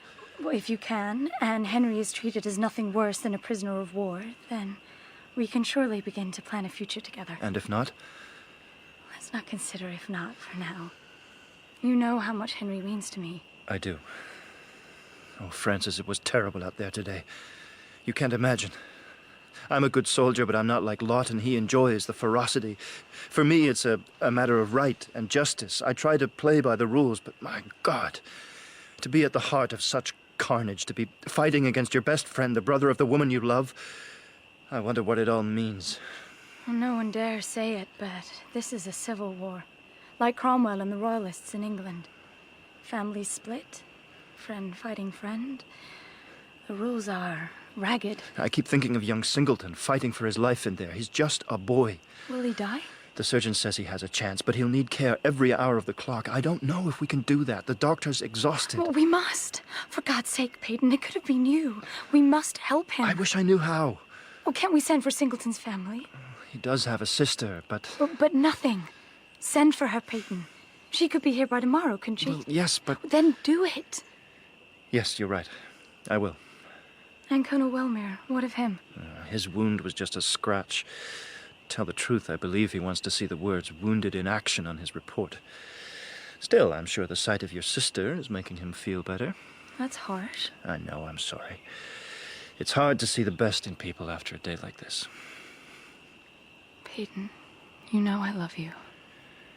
Francis, if we can't, for now, plan our future, can we at least make a pledge of some kind? You know how I feel. You have sole claim on my heart. Then we have our pledge. And we must pray that the world and the war and Washington, I guess, are kind to us. I took the liberty of repairing your uniform, Colonel Wellmere. There was a tear. Ah, yes. Well, I was thrown from my horse. Thank you, dear lady. Here, let me help you put it on. I dared not wish, Miss Sarah, that fate would bring us together so soon. No, your misfortune on the battlefield has been fortunate for us. Indeed. Though our time together will, I fear, be short. Oh? Why? There, you look like a colonel again. Because, as an officer captured in battle, it is likely I shall be exchanged and paroled back to New York. And then, will you remain in New York? No. Under the parole, I shall be obliged to take no further part in this conflict. No doubt I shall be posted back to England. To England? Then, what about... Will we be able to, Perhaps by then we may be close enough for me to send for you. Give me your hand, dear Miss Sarah. Let it be our secret until my position is clarified. But I think we understand each other, do we not? Oh, yes. Yes, we do. Oh, excuse me, Colonel, Sarah. I was looking for a book. Take my mind off things. Please, join us, Captain Wharton. I was explaining to Miss Sarah the usual terms of parole. Yes. Unfortunately for me, they apply only to those captured in uniform. But your second capture was on the field of battle. Perhaps that will help. And you were wounded in action like the Colonel. Heroes both. Well, it was quite a scrap. And once our forces had made the cover of woods, we did outwit the enemy, eh, Captain? Did we? Most certainly. By remaining one step ahead. Having first scored some telling blows, we achieved an orderly and dignified withdrawal. Oh, I see.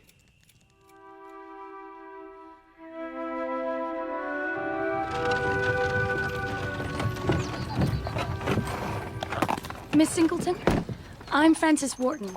This is my sister, Sarah. Let me help you down. Thank you. You must be exhausted. A little, yes. My brother, is he... Oh, he is resting.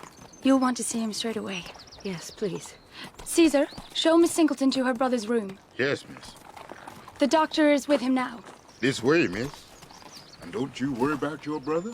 She's stunning. Yes. The dark eyes, the alabaster skin. Almost saintly. Or ghostly. Father has invited Captain Lawton to dine with us this evening. That'll be strange. Miss Singleton knows him well, apparently. Peyton, too. Oh, really? Oh, I didn't get that impression. Anyway, Peyton won't be there. He's left for the American headquarters to see about Colonel Welmer's parole and seek instructions about Henry. Then I shall be wishing twice over for a good outcome. Well, we'll know tomorrow.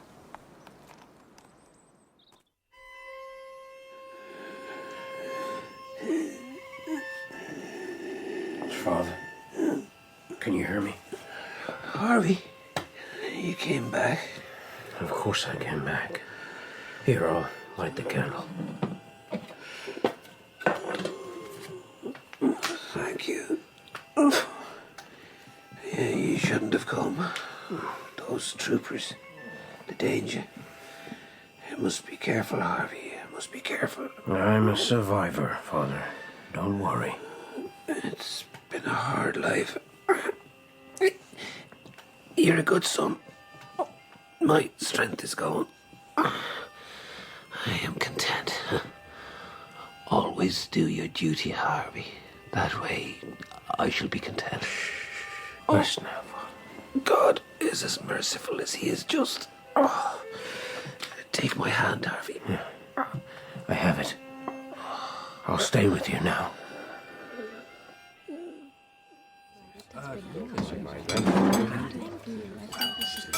Mr. Wharton, ladies, thank you for inviting me to join you at your family meal.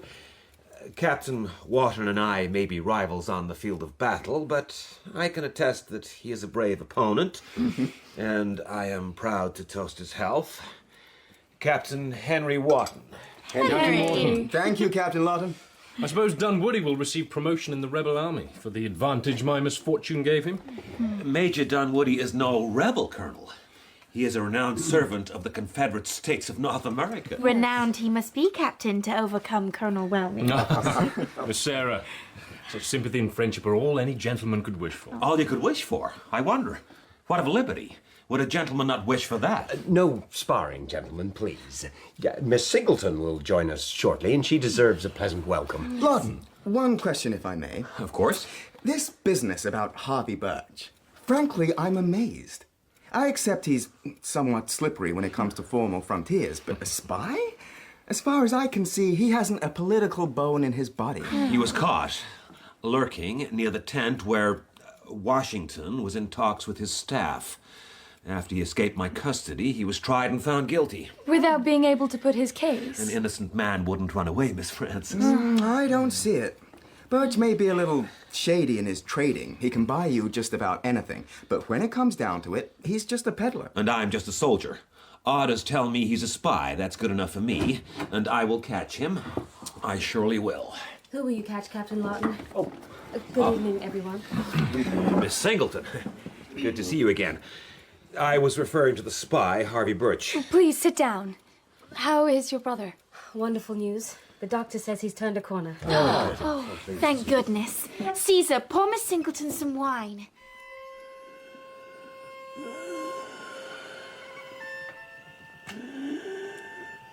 Harvey. I'm here, Father. Father, hold on. Hold on, Father. Time like an ever-rolling stream bears all who breathe away. They fly forgotten as a dream dies at the opening day. Father. All I'm saying is who would be ruled when he can rule? Well, yes. Surely we all have the right to govern ourselves. Well said, Miss Frances. If not liberty, then what are we fighting for? Slavery, perhaps? What? I'm serious, Frances. I find it odd that the Revolutionary Congress has a manifesto setting forth equal political rights, but if they feel so passionately about equality, why will they not set free their slaves? Quite right. Shows all this freedom talk is balderdash. Remember, sir, it was England that brought slavery here. Oh, we forced it on you, did we? No, but I object to you pointing your finger when you well-to-do English protect your own wealth by creating a class of working paupers. No, Gentlemen, enough, please. Whatever will Miss Singleton think of us? Miss Singleton, Isabella, Captain Lawton has already led one toast. Will you honor us, please, by proposing another? But I don't know what to... Well, a toast to absent friends, perhaps, or something noble. Very well. A toast. A toast to the most honorable, the most noble, and needless to say, the most handsome young man in Washington's army. Ladies and gentlemen, I ask you to raise your glasses to a man close to all our hearts, Major Peyton Dunwoody. Peyton Dunwoody. Have mercy on his soul. Lord have mercy on his soul. Lord have mercy on his soul. Lord have mercy on his soul. Don't try to run, Birch, or it's a musket ball through your skull. Wait. My father has just passed away. My father! Good. Then you won't have to witness your fate. Time up. Now, my boys, Mr. Birch's trading profits are hidden here somewhere. Smash everything open. We'll find his stash. Look, lift the left-hand hearthstone. The money's under it in a box. Pull it up. We'll march Mr. Birch to Captain Lawton. 50 guineas is on his head. Wait, please. For pity's sake, his body is not even cold. Give me 10 minutes. Let me say a prayer for him. Get up.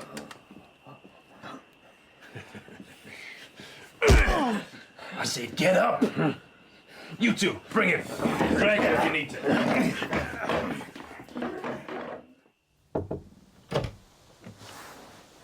Francis. Miss Singleton, I need to speak with you, alone. And are we alone? Everyone's going to bed. Captain Lawton's gone back to the camp. Come in. Miss Singleton, Isabella, your toast, I wondered...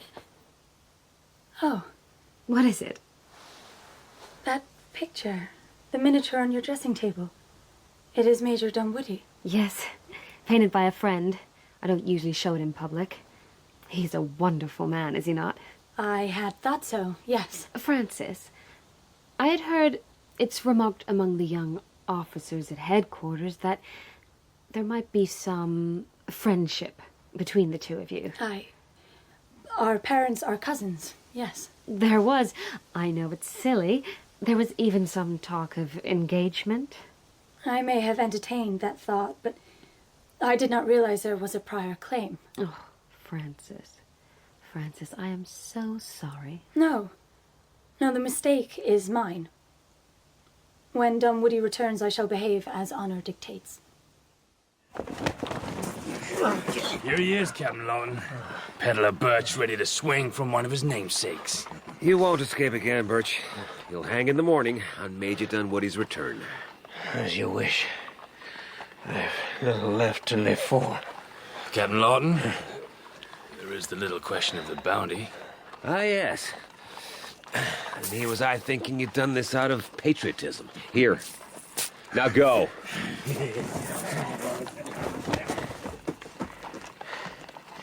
Why do you deal with those sons of Satan? Even demons have their uses.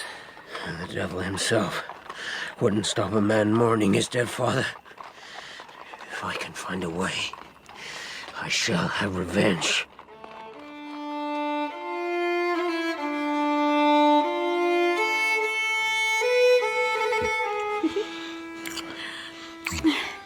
Good night, Colonel Wellmere. Sarah, we have very little time. Dunwoody will return tomorrow with news of my parole. Yes, I know. Give me your hand. Good night. Good night. Sarah? Francis, you didn't hear what Colonel Wellmere and I... Oh, enough to know that he considers your hand kissable. Oh, Francis, be happy for me. I know you don't like him, but we're in love, Francis, and love is always right. Morning, sir. Trooper, what's that smoke? Where, sir? Down the valley, look. Looks like Birch's cottage, sir. Oh, those damn skinners have set it alight. My God, they'll answer for this. Where's Birch? Shackled and locked up, as you ordered, sir. Wharton? Major Dunwoody. We weren't expecting you so soon, sir. I rode through the night.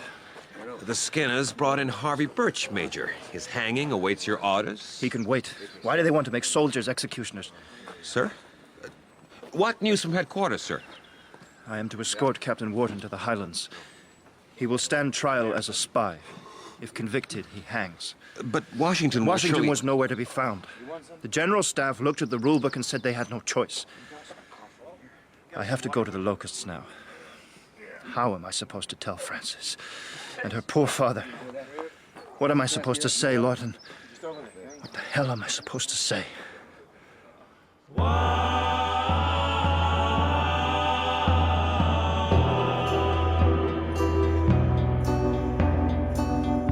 In The Spy by James Fenimore Cooper, Harvey Birch is played by Bern Gorman, Francis by Rose Leslie, and Henry by Alex Waldman.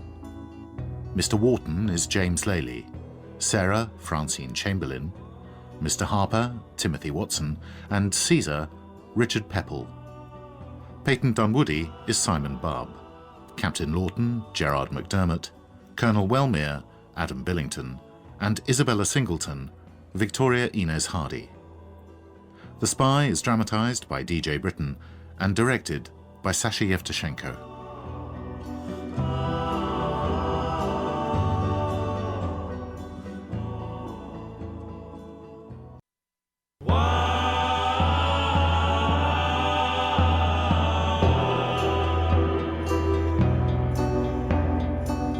The Spy by James Fenimore Cooper, dramatized by DJ Britton.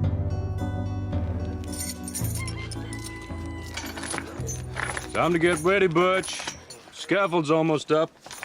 Captain Lawton sent for a preacher. Says you're to have a clean shirt. Can't hang a man unprepared, eh? Birch? What the hell? God damn it! Sound the alarm! Sound the alarm! Prisoner gone! Harvey Birch has escaped!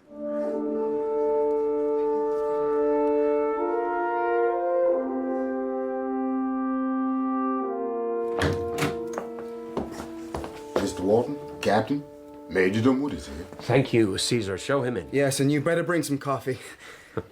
Going in. Peyton, you look shattered. Yes, I've come through the night from headquarters. Sit down, Peyton, sit down. No, sir, thank you. I should stand. Peyton, what is it? What's the news? Henry, I'm so sorry. I did my best. My orders are to escort you personally to American headquarters, where you're to stand trial. On what charge? Using a forged signature of General Washington and going in disguise for the purposes of espionage. I see. But Henry's not a spy. He holds the king's commission. He's a uniformed officer. Yes, but unfortunately not in uniform at the moment of his arrest. The general staff seemed determined to stick to the rule book. I couldn't budge them. You're in a difficult position, Peyton. We know that. But Henry, your motives were honorable. Then that's what will show the court. Don't worry, Father. I'll have my say. Yes, and I'll do my best to put the case in your defense, though my efforts so far feel rather feeble. I should like to tell Frances myself. Is she here? She is, yes, but Peyton, she made it clear she doesn't want to see you. What? I don't understand. Peyton, why don't you go and look for her? If there's something wrong, you must talk. Yes, I'll do that. Will you excuse me? Of course. Henry, we must be ready to leave in an hour. Oh, my boy. Oh, my boy, you should never have come. Hush, Father. I'm not lost yet. Now listen to me. Whatever happens, you must keep yourself and my sisters from being tainted by my arrest. Do you understand? Yes. Francis and Sarah must have a future. There must be a life for them after the war. I thought Francis's future would be with Peyton. Oh, what's happening? We'll take the head of the valley. Birch will probably try to get through the pass. How the devil did he escape? Pushed his way through the roof of the hut, sir. Must have the strength of 3 men. He won't get far in leg irons. Why in God's name didn't someone hear him? Must have made his break while the Skinners were still here with all the noise. Party of the 6 on foot up into the woods. Remember, like all spies, he's under sentence of death. You may shoot on sight.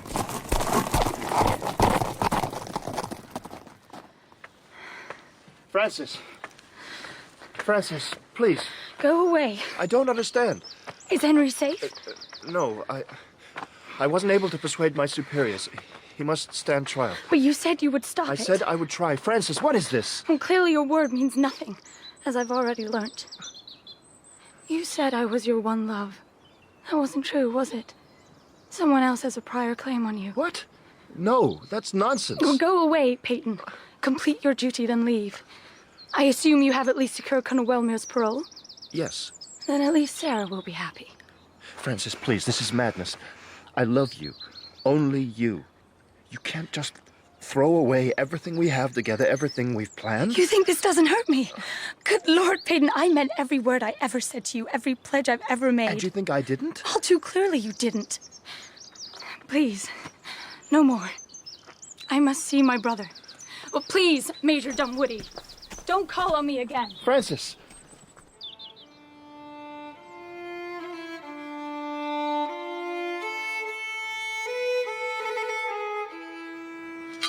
Oh, God, our help in ages past, our hope for years to come. Be thou our guide where life shall last, and our eternal home. Miss Francis. Your father? Yes, miss. I saw the smoke, but I didn't realize. I'm sorry. This was the Skinner's work. They killed him. Not killed him, miss, no. He went in his own time, but they burned the house around his body and seized me for the bounty. You got away? I did. Father was a dignified man. He deserved a dignified burial. Amen to that. Never was good at prayers, but that hymn, Father used to sing it all the time. It lives with me in my head. It makes my blood boil to think those Skinners claim to do their foul work in the name of America. Every war has its criminals, just as it has its noble spirits. That doesn't excuse them. No, it don't. And I swear on this grave I will make those dogs pay. I shall, Miss Francis. I'd take a sword to them myself if I could. I believe you would, miss. Now, better make myself scarce. You best get home, too. The patrols are everywhere, British and American. There'll be more fighting in Westchester before long. Things is getting fierce. Yes. Harvey, they've taken Henry to the Highlands to stand trial. Feared as much. You must hold on to hope now. How's your sister bearing up? Worried about Henry, but excited on her own account because Colonel Wellmere has asked her to marry him. What? No, miss, that can be. What do you mean? There's something you must know about Colonel Wellmere.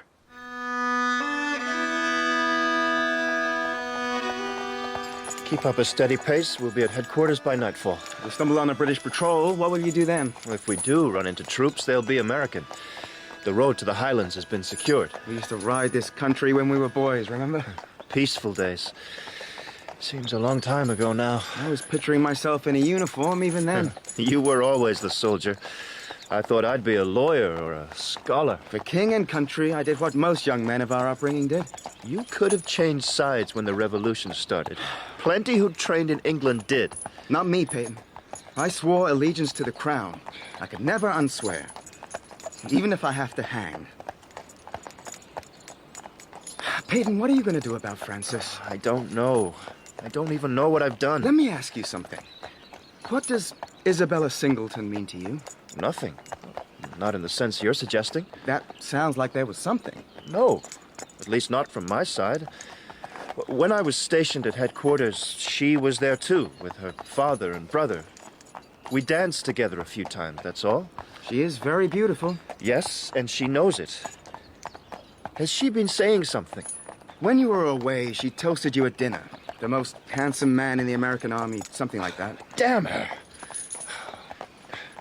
Back in headquarters, I did occasionally feel she had expectations of something between us, but there wasn't. There never was. You never said anything to encourage her? No, never. Did you say anything to discourage her? Well, that would have been discourteous. Oh, Henry, I've been a fool.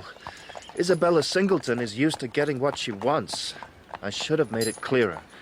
Then let's hope you can put it right with Francis. Lawton will bring your family and the wounded onto headquarters in a day or two. I'll speak to her. I'll speak to her then. Good boy, Wolf. Good boy. Well, I'll send a stable hand to rub you down.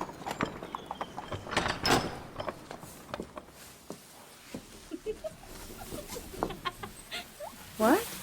What? Hello? Hello, is anyone there? I can hear you. Come out. My God. Sarah, what have you done? I'm too late. Surely, Francis.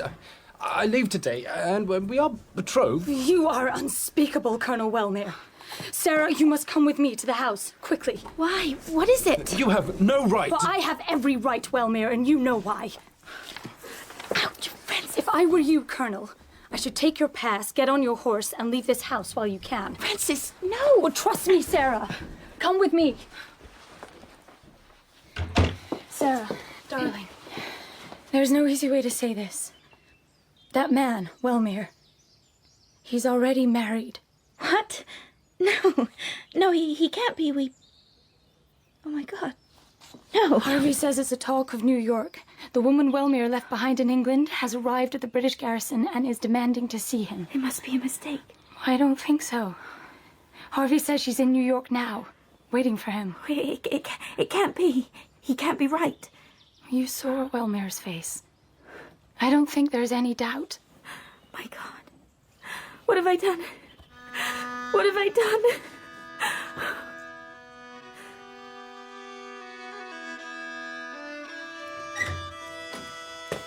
Mr. Wharton, Caesar said you wanted a word. Yes. Come in, Miss Singleton. Isabella, please, sit. Francis has been out of sorts today, you may have noticed. And I wondered, is there perhaps any connection between this and what happened at dinner last night? Your toast, I mean. Mr. Wharton, you've been very kind to me and to my brother, and I think you deserve an honest reply. This is awkward. Frances is a fine young woman. Major Dunwoody appeared to think so, yes. Appeared to. Yes, a good way of putting it. Frances is the victim of a misperception. She seems to have believed there was an understanding between herself and Peyton Dunwoody, when, in fact, the understanding is between Peyton and myself. Oh, I see. And you have explained this to Frances? Oh, I have. She has been gracious in renouncing all claims to Peyton. Oh, poor Frances. This is most unfortunate, most unfortunate. The wounds will heal, Mr. Wharton. It's not unusual for young women to deceive themselves in this way. She'll find another soon enough. Yes. Well, I thank you for your frankness. Mr. Wharton! Mr. Wharton, sir! It's a Skinner! Run! You'll stand still unless you want a pistol ball through your skull. Keep him covered, Isaac. Yeah, I got him. I've been watching this house. Wealthy gentlemen coming and going. Tories, the lot of you, I'd say. No, you're wrong. We are neutral. We are a neutral family. Oh, yeah? With a son fighting for the crown and Harvey Birch around your door? I don't think so. Look at you. Sons and daughters of privilege. You listen to me. The vengeance of the American people is just, and it is fierce. Wait, I'm a guest of these people, and my father is a senior American officer, yes. Colonel Singleton. And you were in the wrong place at the wrong time. All right, now stop. If you stop now and leave us alone, I will speak to the officers at headquarters for you. Say it was all a mistake. You'll speak for us? Oh, thank you very much, Your Worship. You think we care about them? You're a worse fool than I thought. Take the jewels and wallet. No, take your hands off the lady. We'll give you what you want. Here. Good. Isaac, take that mantel clock. And that painting, too. I'll keep it covered. Get the boys to take anything valuable they see. Then lock all the room doors. You're the fool! Captain Lawton is only 10 minutes away. He'll ride you down. My spies tell me Captain Lawton is up at the head of the valley, chasing the damned Harvey Birch. So no, he won't be along in a hurry. Got the stuff. Locking the doors now. Good. Now set a fire in the passageway. What? He'll run through the house in no time. No, These decent blaze should cover our tracks nicely. Goodbye, Mr. Wharton. You lock all the doors. Wait! No!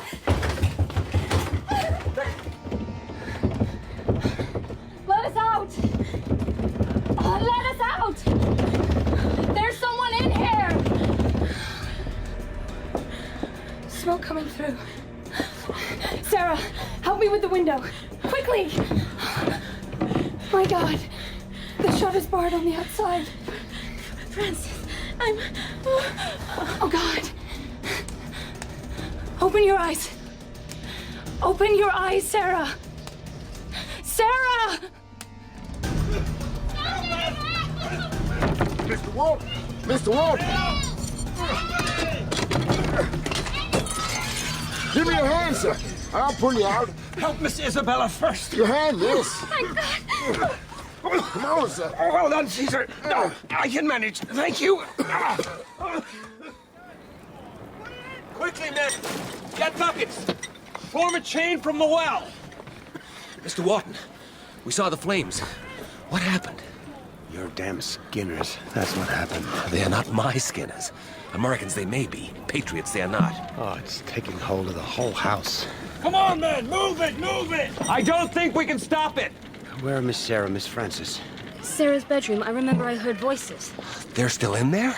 I think they are. I'm going in. Back door, Captain. It's close to the bedroom. I'm a with you, sir. Come on, men. Come on.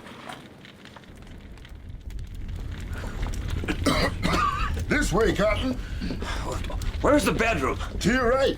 I can't see a thing. Who's that? Who's there? It's me, Captain Lawton. I've got Miss Sarah. Harvey Birch? What are you doing here? Never mind that. Take her from me. Careful now. I saw the flames. Guessed it was the Skinners. Caesar, here. Let Miss Francis lean on you. I'll be all right. Look after Sarah. Now go. All of you, get out of here quickly. Roof's about to go. Get out! Birch, go! Leave me, Captain. Good luck. We won't meet again.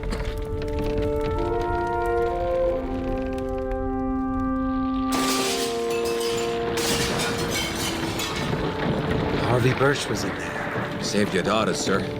Whatever else he may be, he's a brave man. God have mercy on his soul. No one can survive that, Miss Francis. Not even old Harvey. Sarah? Sarah? Here. Put some water around Miss Sarah's face. Sarah? Oh, she's coming round. All lit up to receive the bride. Sarah. Colonel Wellmere said that's what they do in England. All lit up. Sarah? What happened? It's the shock. Here, Captain Lawton. Help me move her further from the heat.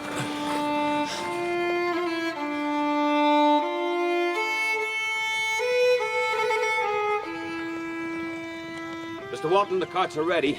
You must take your place. It's a long ride to headquarters. Oh, I loved the Locusts, Lawton. It was my parents' home before we moved to New York. I'm truly sorry, sir. Perhaps when the war's over, you can rebuild the place. Yes? Houses can be rebuilt, but my God, what this war has done to my family. And for what? I'm just a soldier, sir. The point of war, as far as I can see, is to win it. Oh, Captain, you like your morality simple and firm, don't you? I do, Miss Singleton. Life's simpler that way. Excuse me. All right, up front. Keep your eyes peeled, men. We don't know where those damn Skinners ran to. How's Sarah, Mr. Wharton? Hasn't said a word to anyone since the fire. She sits there almost as if in a trance. And Colonel Wellmere? The stable hand says he rode off just before the fire. It's damned odd. He seems to have just disappeared. Miss Singleton, Mr. Wharton, I really must ask you to get up onto the wagon. Yes. Here, Mr. Wharton, sir. Ah, Caesar, the helping hand as ever. Oh. Now you, miss. Good. Now we can move out. Captain Lawton? What is it, Miss Francis? Oh, I'm not sure. In the woods, look. What's that flashing in the sun? Where? There, look. That's the glare of firearms. Those Skinners are back. Take cover, everyone. Flatten yourselves on the wagon, quickly. Yes. Men, to your muskets. Enemy in the woods. I want to get off the wagon. We're sitting targets up here. Quickly, let me down. Keep your head down. Out of my way, Caesar. Oh, Isabella, no. Sit down, sit down. I want to get off. I want to get off. Isabella. Get after them, men. Now. Here, Miss Francis. Put this under her head. I'll fetch a doctor. Isabella? Well, here is a remedy for every pain. Shh, be still. The doctor will Listen. I'm a selfish woman. What I want, I must have. Dunwoody is yours, Francis. He didn't want my love. No more. Save your strength. You must listen. I tried to drive a wedge between you. I swear, by no act or word has Peyton ever pledged himself to me. I lied. Isabella.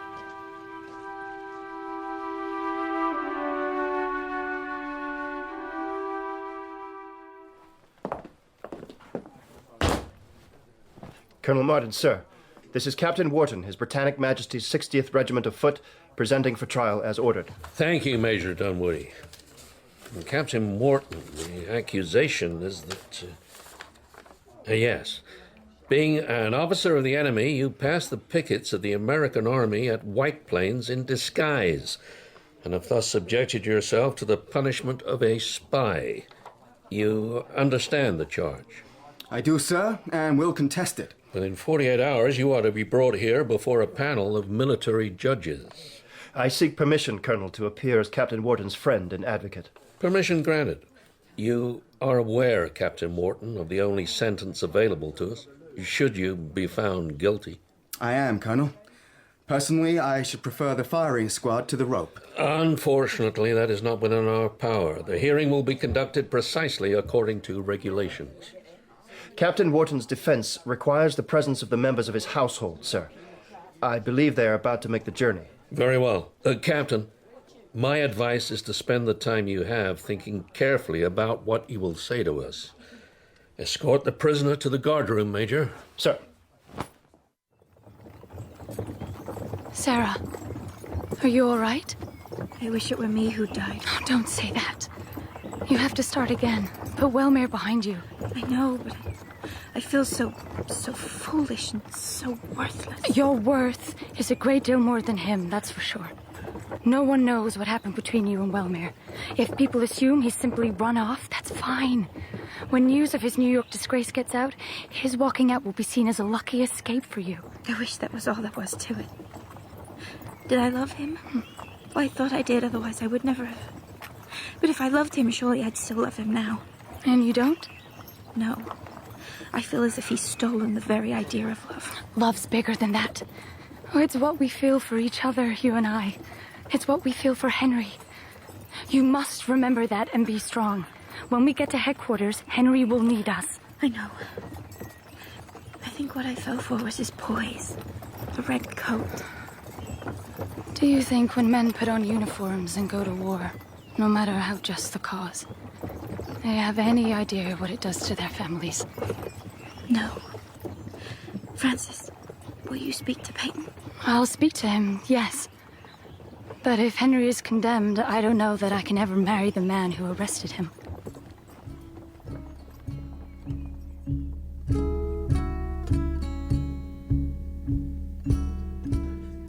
Captain Wharton, you've heard the charge. What were you doing crossing the lines in Westchester?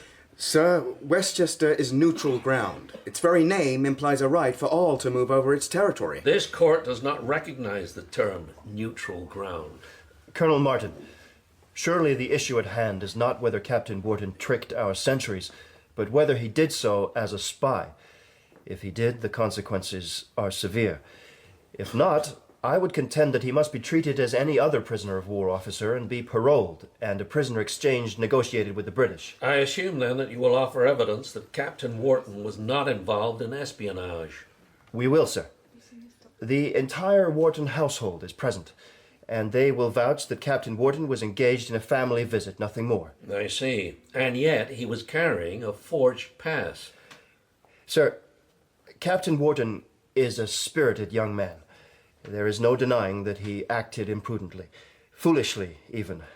I'm sorry, Henry, but you were foolish. But foolishness does not equate to espionage. Very well. Let us hear from the servant, Caesar. I'm here, sir. Good. Now, when Captain Wharton visited, was he wearing a disguise? My eyes is bad, sir. I cannot say. You'll speak straight, Mr. Caesar. Why did he come? To see Mr. Wharton and his sisters. They had not seen him for 14 months, sir. Are you sure that the captain was entrusted with no commission from Sir Henry Clinton? Me, sir? You think Sir Henry would entrust me with such a business? Colonel Martin, I have known Captain Wharton since we were boys. He says he was on a family visit, and that is good enough for me. Deceit never formed part of his character. He is above it. So you say, but I do have a question for Miss Frances Wharton. What Mr. Caesar says is true, sir. My brother had a week's leave. He couldn't bear to think that he was only a day's ride away from us, having not seen us for so long. So he took a risk. I wish now he had not. Miss Wharton, did your brother tell you in advance that he meant to pay you a secret visit? No, we knew nothing until he arrived, but what difference does that make? We shall see. Miss Frances, you wrote to him, perhaps, urging the visit? No, that would have been too dangerous. So he arrived in disguise, completely unexpected. Well, yes. And did he leave the house at all? No. Did he speak to anyone out of your earshot, or anyone not staying at the house? No, no one. Well, no one of importance. Only our neighbor, the peddler, Harvey Birch. Harvey Birch? Miss Wharton, this very court has already ruled that Birch was a British spy. No, And your brother, on an unannounced visit from Sir Henry Clinton's garrison, in disguise, and using a forged pass, exchanged words with him. You're twisting her words, sir. It wasn't like that. Henry, be quiet. Captain Wharton, this confirms the worst. I believe we are ready to write our verdict. Oh, please, Colonel Martin. They were talking of horse-grooming currycombs. Enough, Miss Wharton. Gentlemen, pass me your written verdicts.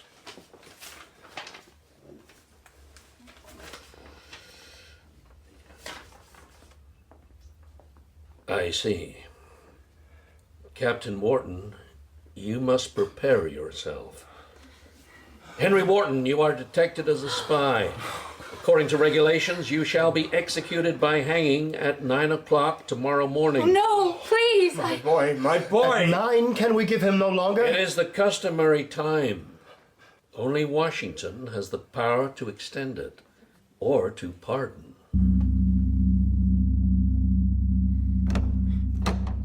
Henry, I said the wrong thing. You told the truth, that's all. Henry, I'm so sorry. You did your best, Peyton. When the war's over, I think the law should be your life. Peyton, there are things I must ask you. Name them. Please, old friend, be a son to my father. Defend him from the stigma of my sentence. Look after Sarah. I think she may need it. And, Francis, forgive me for interfering. Peyton, take Francis and love her. Henry, please. Francis, forget me and forgive those you love. It's not Peyton's fault. He's contributed to your death. He could have let you go. He could not. We are officers.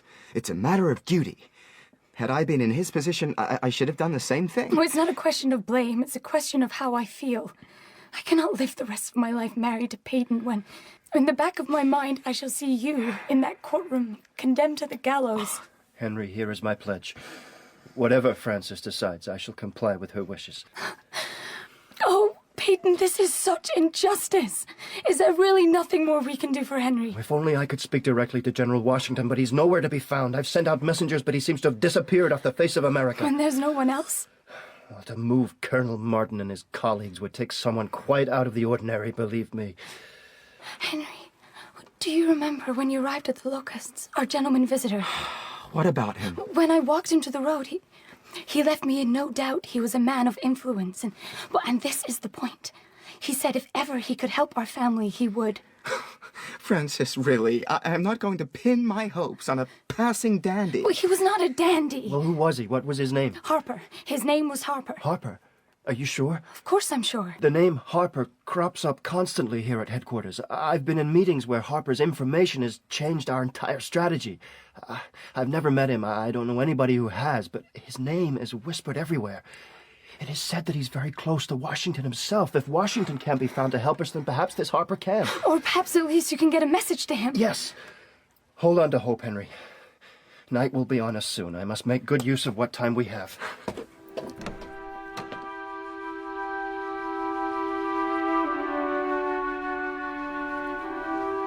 Miss Francis? Oh, hello, Caesar. I'm getting some evening air. Poor Henry cooped up in that cell. It's horrible. Keep a calm soul, miss. If anyone can find help, it's Major Dunwoody. Thank you, Caesar. What's that? What? Well, something flashing up on the hill, look. Almost as if it was directed at this spot. Not likely, miss. Who'd be signaling to you? Or you. Me, miss?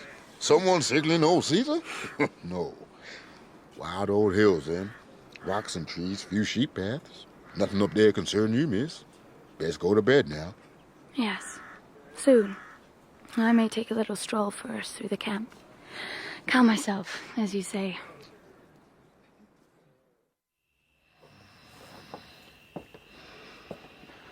Caesar. Caesar.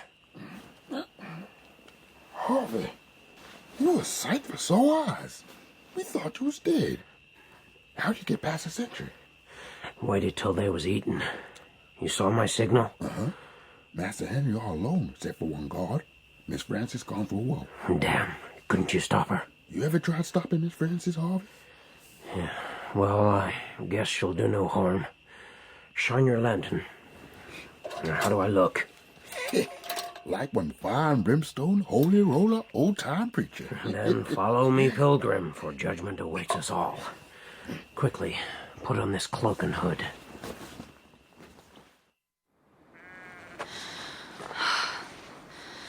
Oh, good moon. Bright stars, I'm in luck. Sheep path. That flash came from that way, I'm sure. Keep moving. Do this, Peyton, and any responsibility you may feel for my death is absolved.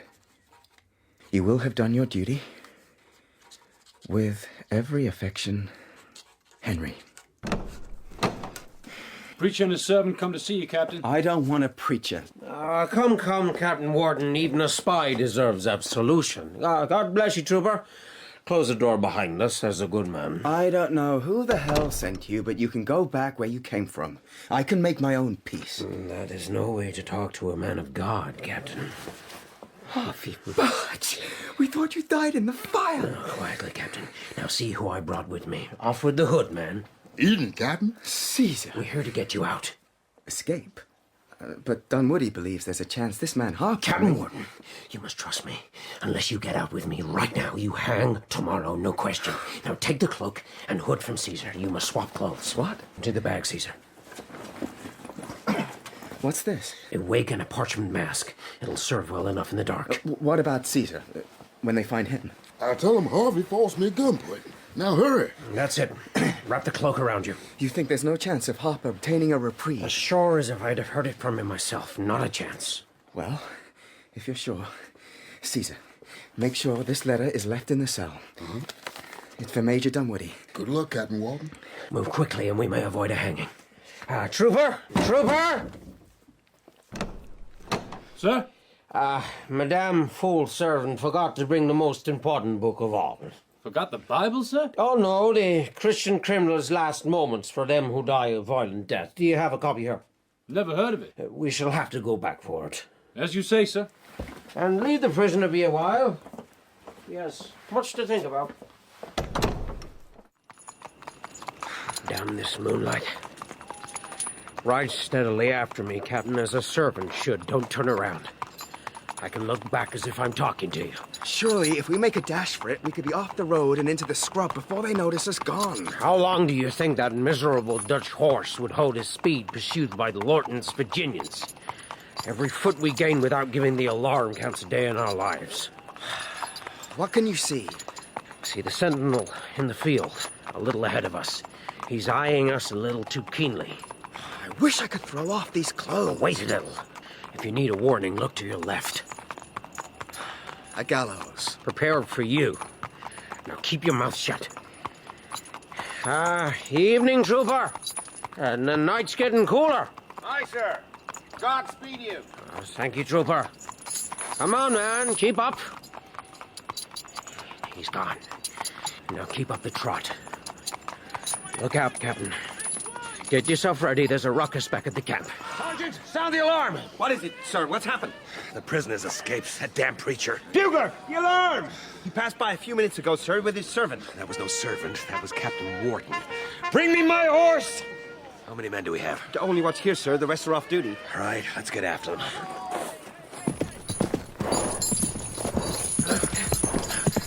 Faster, Captain! Yeah! Gotta get out of the open! The snag's blown already. Just keep her going. Stay on the tail.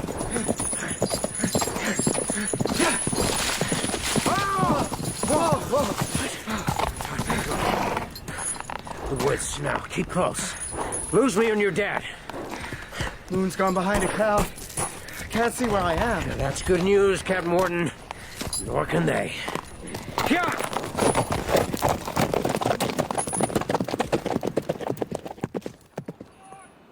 Commotion at the camp. Amazing how sound carries on a still night. Must be getting close to the top. That outcrop. I saw that from below, like a dog's head on the moonlight. If I can make that... Whoa there. Steady. Steady. A few minutes more till the path splits.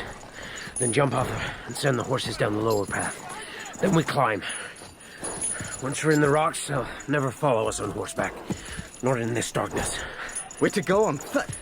Best way, Captain. Don't worry. I know these hills like the back of my hand. Move on.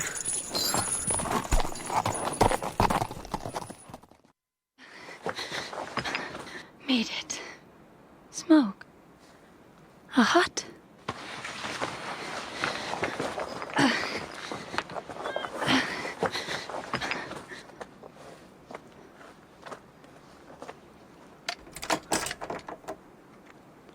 Miss Francis? Mr. Harper.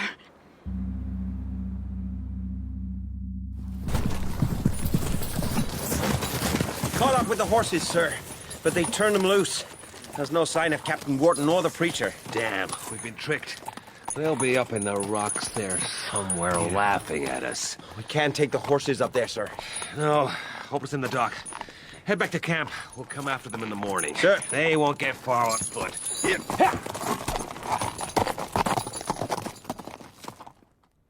Listen to me. What you see and hear this night you must keep secret, you understand? I think so, yes. Good. Francis, I have arranged for your brother to escape. Oh, Dunwoody said you would help. He was sure you would have the sentence overturned. Then he was wrong. The sentence must stand. Escape was the only solution I could arrange. But surely he'll be recaptured. When Major Dunwoody hears he is gone, he'll consider it his duty to bring Henry back. Well, I'll see to that. Dunwoody will receive fresh orders.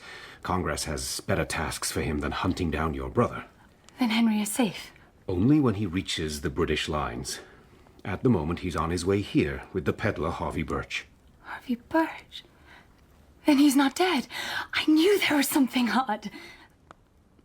But from what you say, you're an agent of the American Congress, and Birch is a British spy. Beware appearances, Miss Francis. Harvey Birch is no British spy, and, I am rather more than an agent. Not an agent, then... I do like to think I am an honest man, but sometimes disguise and deceit are necessary. Well, if I remove my cloak, then perhaps... General! You are General Washington. Francis. I saw when we first met, when your family sheltered me from the storm, that you have your heart set firmly on the revolution. I do, yes. Can I trust in you? Lives depend on it, you understand? Of course. I swear, as God is my witness, I swear. I know the needs and the means of espionage. Both sides in the war use spies. My task is to obtain the best intelligence and to prevent people giving the British information about us. That's why I had to uphold Henry's sentence. We cannot have British officers dressed as civilians moving freely behind our lines. But, of course, I could see that Henry was not a spy. Escape was the only answer. And Harvey is your servant? Well, Harvey Birch is my main conduit of intelligence from New York, from the British garrison. Sir Henry Clinton thinks Harvey serves the Crown. So do my own officers. That's how it must be. But Harvey serves the American cause. Always has done. Should the truth be revealed, his life and the lives of all my agents in New York would be forfeit, and our own war effort much diminished. They're coming. Captain Wharton must not see me. There's a cave at the back of this hut. Keep your brother away, but see that Birch comes to me. Henry! By the stars, Birch, why didn't you tell me? Well, how could I, Captain? I am as surprised as you are. Oh, good evening, Preacher Birch. Blessings on you, miss. Is there some food to hand? Captain Wharton's still eating? Yes. He'll need his strength, but we can't stay long. I have 2 fresh horses tethered nearby. We need to get moving. Captain Lawton had only a small force and no time to consider. My guess is that when Major Dunwoody learns what has happened, he'll act immediately, sending patrols along all the main roads to cut us off whenever we come out of the woods. I'll have new orders dispatched to Dunwoody, but to do that will take a little time. Seems to me the whole of Westchester's alive with troops. Oh, yes. And the wandering irregulars, switching sides with every change in wind. Harvey, the battle is about to boil over. I can't afford to have you caught. You've been too close to me. You must lie low for a while, perhaps until the war is over. You know, don't you, that the secrecy which shrouds your activities can't be lifted for years. Too many lives and reputations are at stake.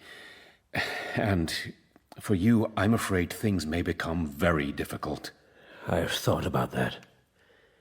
It does hurt to know that if we're on the path to victory, the chances are I'll be remembered only as a British spy.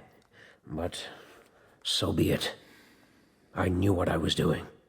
I know you've refused money before, but you are due payment. I wish you'd take it. No. If I am to be vilified, I'd prefer to know that I did not take America's gold.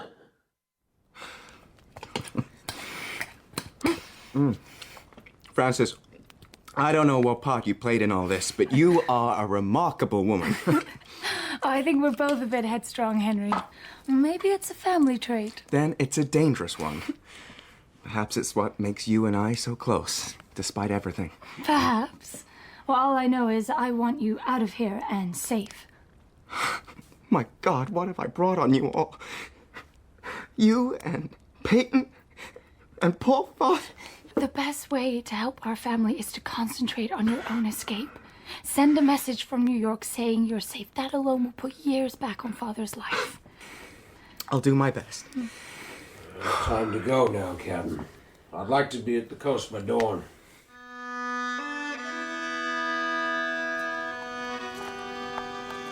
I must be on my way.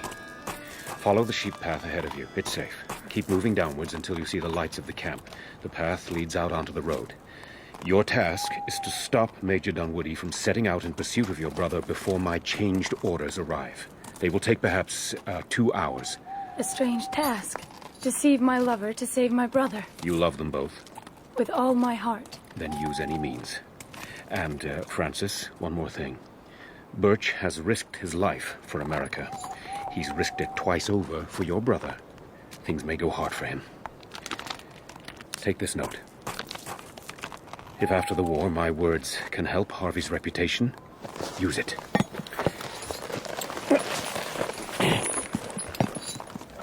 Quickly now. On your way.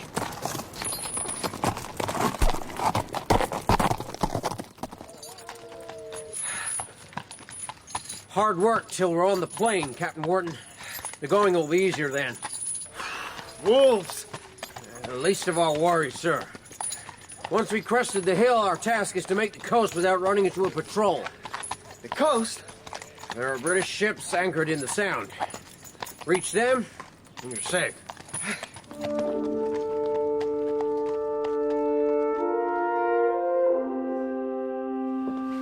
Where have you been? Oh, I was restless. I took a walk and got lost. Harper isn't to be found. I searched, sent messages, nothing. Then I get back to find Henry escaped, Caesar left in his place, and this damn letter. What does it say? Peyton, life is too precious to be trusted to uncertainties. I beg you again, look after my father. He will be reproached for the supposed crime of his son. Take care of my sisters, overcome Francis's objections, and marry her this night, and become at once brother, son, and husband. I say this night because if, as seems likely, I am to hang, I should like to die knowing that whatever happens, my foolishness has not prevented my dear sister being with the man she loves. Do this, Peyton, and any responsibility you may feel for my death is absolved. You will have done your duty. With affection, Henry. Why does he ask me? It's you who refuses to marry. Then, Peyton, will you allow me an hour to consider? So there is a chance. A chance, yes, but... Well, I need some time. An hour? No, I cannot. I must make every effort to bring Henry back. Well, half an hour, then. That can do no harm. Very well. Yes, I'll prepare my dragoons and we'll come to you then. Easier riding now, Birch. Aye. Not a light anywhere. That's what we want, Captain Wharton. You seem to know every inch of this territory. When you've walked the land as a peddler, sir, you know every hill from the way the straps of your pack bite into the shoulders. You see that dark shape up ahead? Uh-huh. It's the final ridge before the Sound. We'll be there by dawn.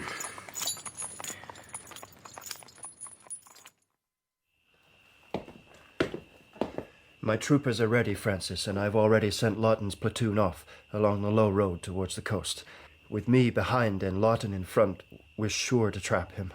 I am sorry. It's your duty. I know. Have you reached a decision? Yes. I shall marry you. Oh, Francis. We'll announce our betrothal tonight and set a date for 2 weeks' time. No, 1 week. Well, no, it must be precisely as my brother requested. We marry tonight or not at all. But, well, it's as Henry says. Marry me tonight and you will indeed have done your duty. Is the army chaplain on hand? Yes, I saw him earlier. Well, then bring him and witnesses and meet me here in in 20 minutes. I need to collect my father and Sarah. Very well, another hour can't make so much difference. We'll do it. But we must be as quick as we can. Of course we must. You're sure you want to do this, Francis? Of course she's sure. Please, Sarah. Francis, I know you love Peyton, but with all that's happened... Well, thank you, Father. You're right to ask, but yes, I am sure. Major Dunwoody. Chaplain, we're ready. Thank you, Mr. Wharton. Excuse me, sir. Not now, Trooper. Sorry, sir. Urgent orders for you. Let me see. What does it say? It's from Washington. I'm absolved from recapturing Henry. What? Apparently they're expecting British raiding parties near the coast. I'm to set off tomorrow. Oh, thank goodness. Oh, Francis, my hands are clean. And we have until tomorrow morning. Dawn's creeping. Soon be full sunrise. This half-light always makes me uneasy. Aye. Hard to know what's a shadow, what's more solid. Especially under these pines. That's Americans. Keep down. Give me my spyglass.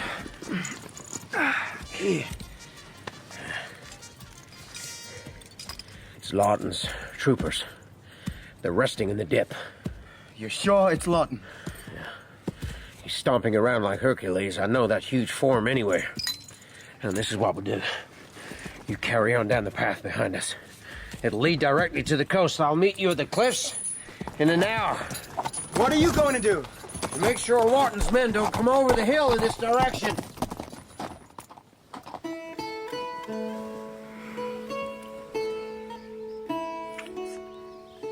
Good morning, Mrs. Dunwoody. Good morning, husband. I don't want to go, No. but I must. I'll rendezvous with Lawton and his platoon and search out those raiders. Peyton, please. Be careful. I don't want to lose you after everything. Don't worry. It should be straightforward. From what I can see, we have the numbers. Come back to me. Who's there? A friend, preacher. Put down your pistol. No, I feel more comfortable with this Skinner. Whoa, whoa. True enough, preacher, I did ride with the Skinners, but I'm a changed man. I seek only a just cause to pledge myself to the crown, and I hear there are royal forces hereabouts. Royal forces, you say? Yeah. You're right. There are. And where may they be? Over the hill there, and to the next dip. You'll find just men there. Now walk on and don't turn back. My pistol is on you. What? No blessing? Huh? A little from the scriptures. Mercy is for the elect alone. And Jack Lawton is not a man for mercy. Sir! We caught this man on the edge of camp, sir. Yes. My God. Mr. Skinner. You murdering dog. Sergeant, are the men ready to ride? Aye, sir. Good. All seems quiet here. You can take them for a recce south. I'll stay here. And the, prisoner, sir? Oh, string a rope over a branch before you go. Well, I'll watch him swing. Aye, sir. Bring a rope and a horse! No, please, I'll tell you anything. How to surprise my brother's band. Liar, say a prayer. God, mercy, mercy, God. I promised you, Father. May God forgive me. I said he would pay.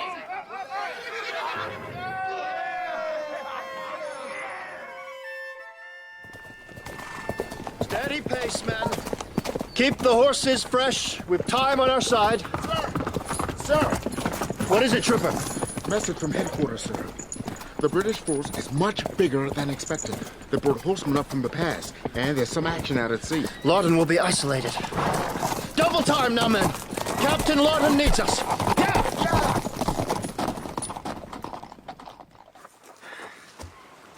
I'm sorry I caused so much trouble, Birch. More than that, I'm sorry I doubted you. Oh, you hang on to doubt, sir. Doubt is very useful in war. Now then, you see those masts in the mist? Yes. That's the Dauntless. You should be here. How do you know? Shape of the rigging. And the other ships? What? Further off, to the south, where the mist's clearing. What in God's name? Oh, they're letting down longboats, look. True carriers. You better hurry, sir. Get to the Dauntless. Here, give me a hand to clear these bushes. I keep a small boat hidden. You can row yourself across? Yes. But Birch, if you are an agent of Sir Henry Clinton, come with me. You'll be safe there. No, Captain. Thank you. I've still got work to do here. Now, give me a hand to push her out. Then you hop in. Hurry! Now, move those oars. Goodbye, Birch. Thank you.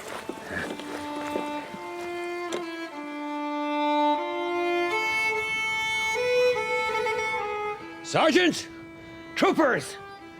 Where the hell are they? Your sergeant and men have gone galloping off after a British reconnaissance patrol, Captain Lawton. I saw them myself. I'd say so, if you don't mind. This musket is loaded and primed. Harvey Birch. Back from the dead, I know. No time for that just now, Captain. See, you've chosen a very dangerous place to look out over these cliffs. I assume you were looking for the British ships. Yes, fortunately there are none. Unfortunately, there are plenty in the next bay. What? I've just been there. The cliff behind you is a sheer drop, and coming up the slope towards us from the south, just over that ridge, are about 200 redcoat horsemen. So you'll hand me over to them? Me? An old backwoodsman preacher standing next to a Virginian captain? What makes you think they give me time to speak? No, sir. Our best bet is to get down behind this rock. Come on, quickly, and I'll load you fire. You'll load for me? We could do it the other way round, sir, but I'm sure you'd be the better shot. Look, get down! Get down, they've seen us. Here, Captain Lawton, take my gun. Give me yours. Rapid fire. But I don't understand. We've more in common than you might think, sir. Hurry now. I'll explain later. Very well, then. Let's do it.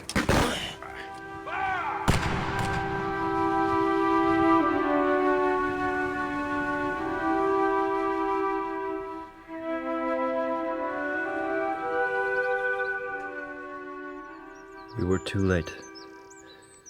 We found their bodies side by side, behind a rock, riddled with musket balls. Poor Lawton. Poor Harvey. I should have saved them, got there sooner. But side by side, they'd been fighting together. I don't understand it. I don't suppose there's any harm in you seeing this now. Huh? Read it. Harvey Birch is a faithful and unrequited servant of America, and it's signed by Washington. But Birch helped Henry, a British officer, escape. How did you get this? It was entrusted to me. I can't say more than that. This is a civil war, Peyton. There are sure to be contradictions. Surely it's possible to be true to family and friends and still have some greater political cause. I guess you're right. If not, we're all doomed. Did you tell your father and Sarah about Henry's message? Only that he was in New York and safe. The part about Wellmere being sent back to England in disgrace, I thought should wait a while. Very wise. I shall miss Jack Lawton.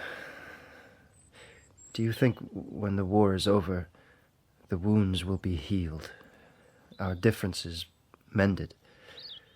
America's glorious evening after a stormy day. What? Well, just something Harper put in my mind. With nations and people, anything can happen. But for my own family, yes. I think we'll be all right. I truly believe that.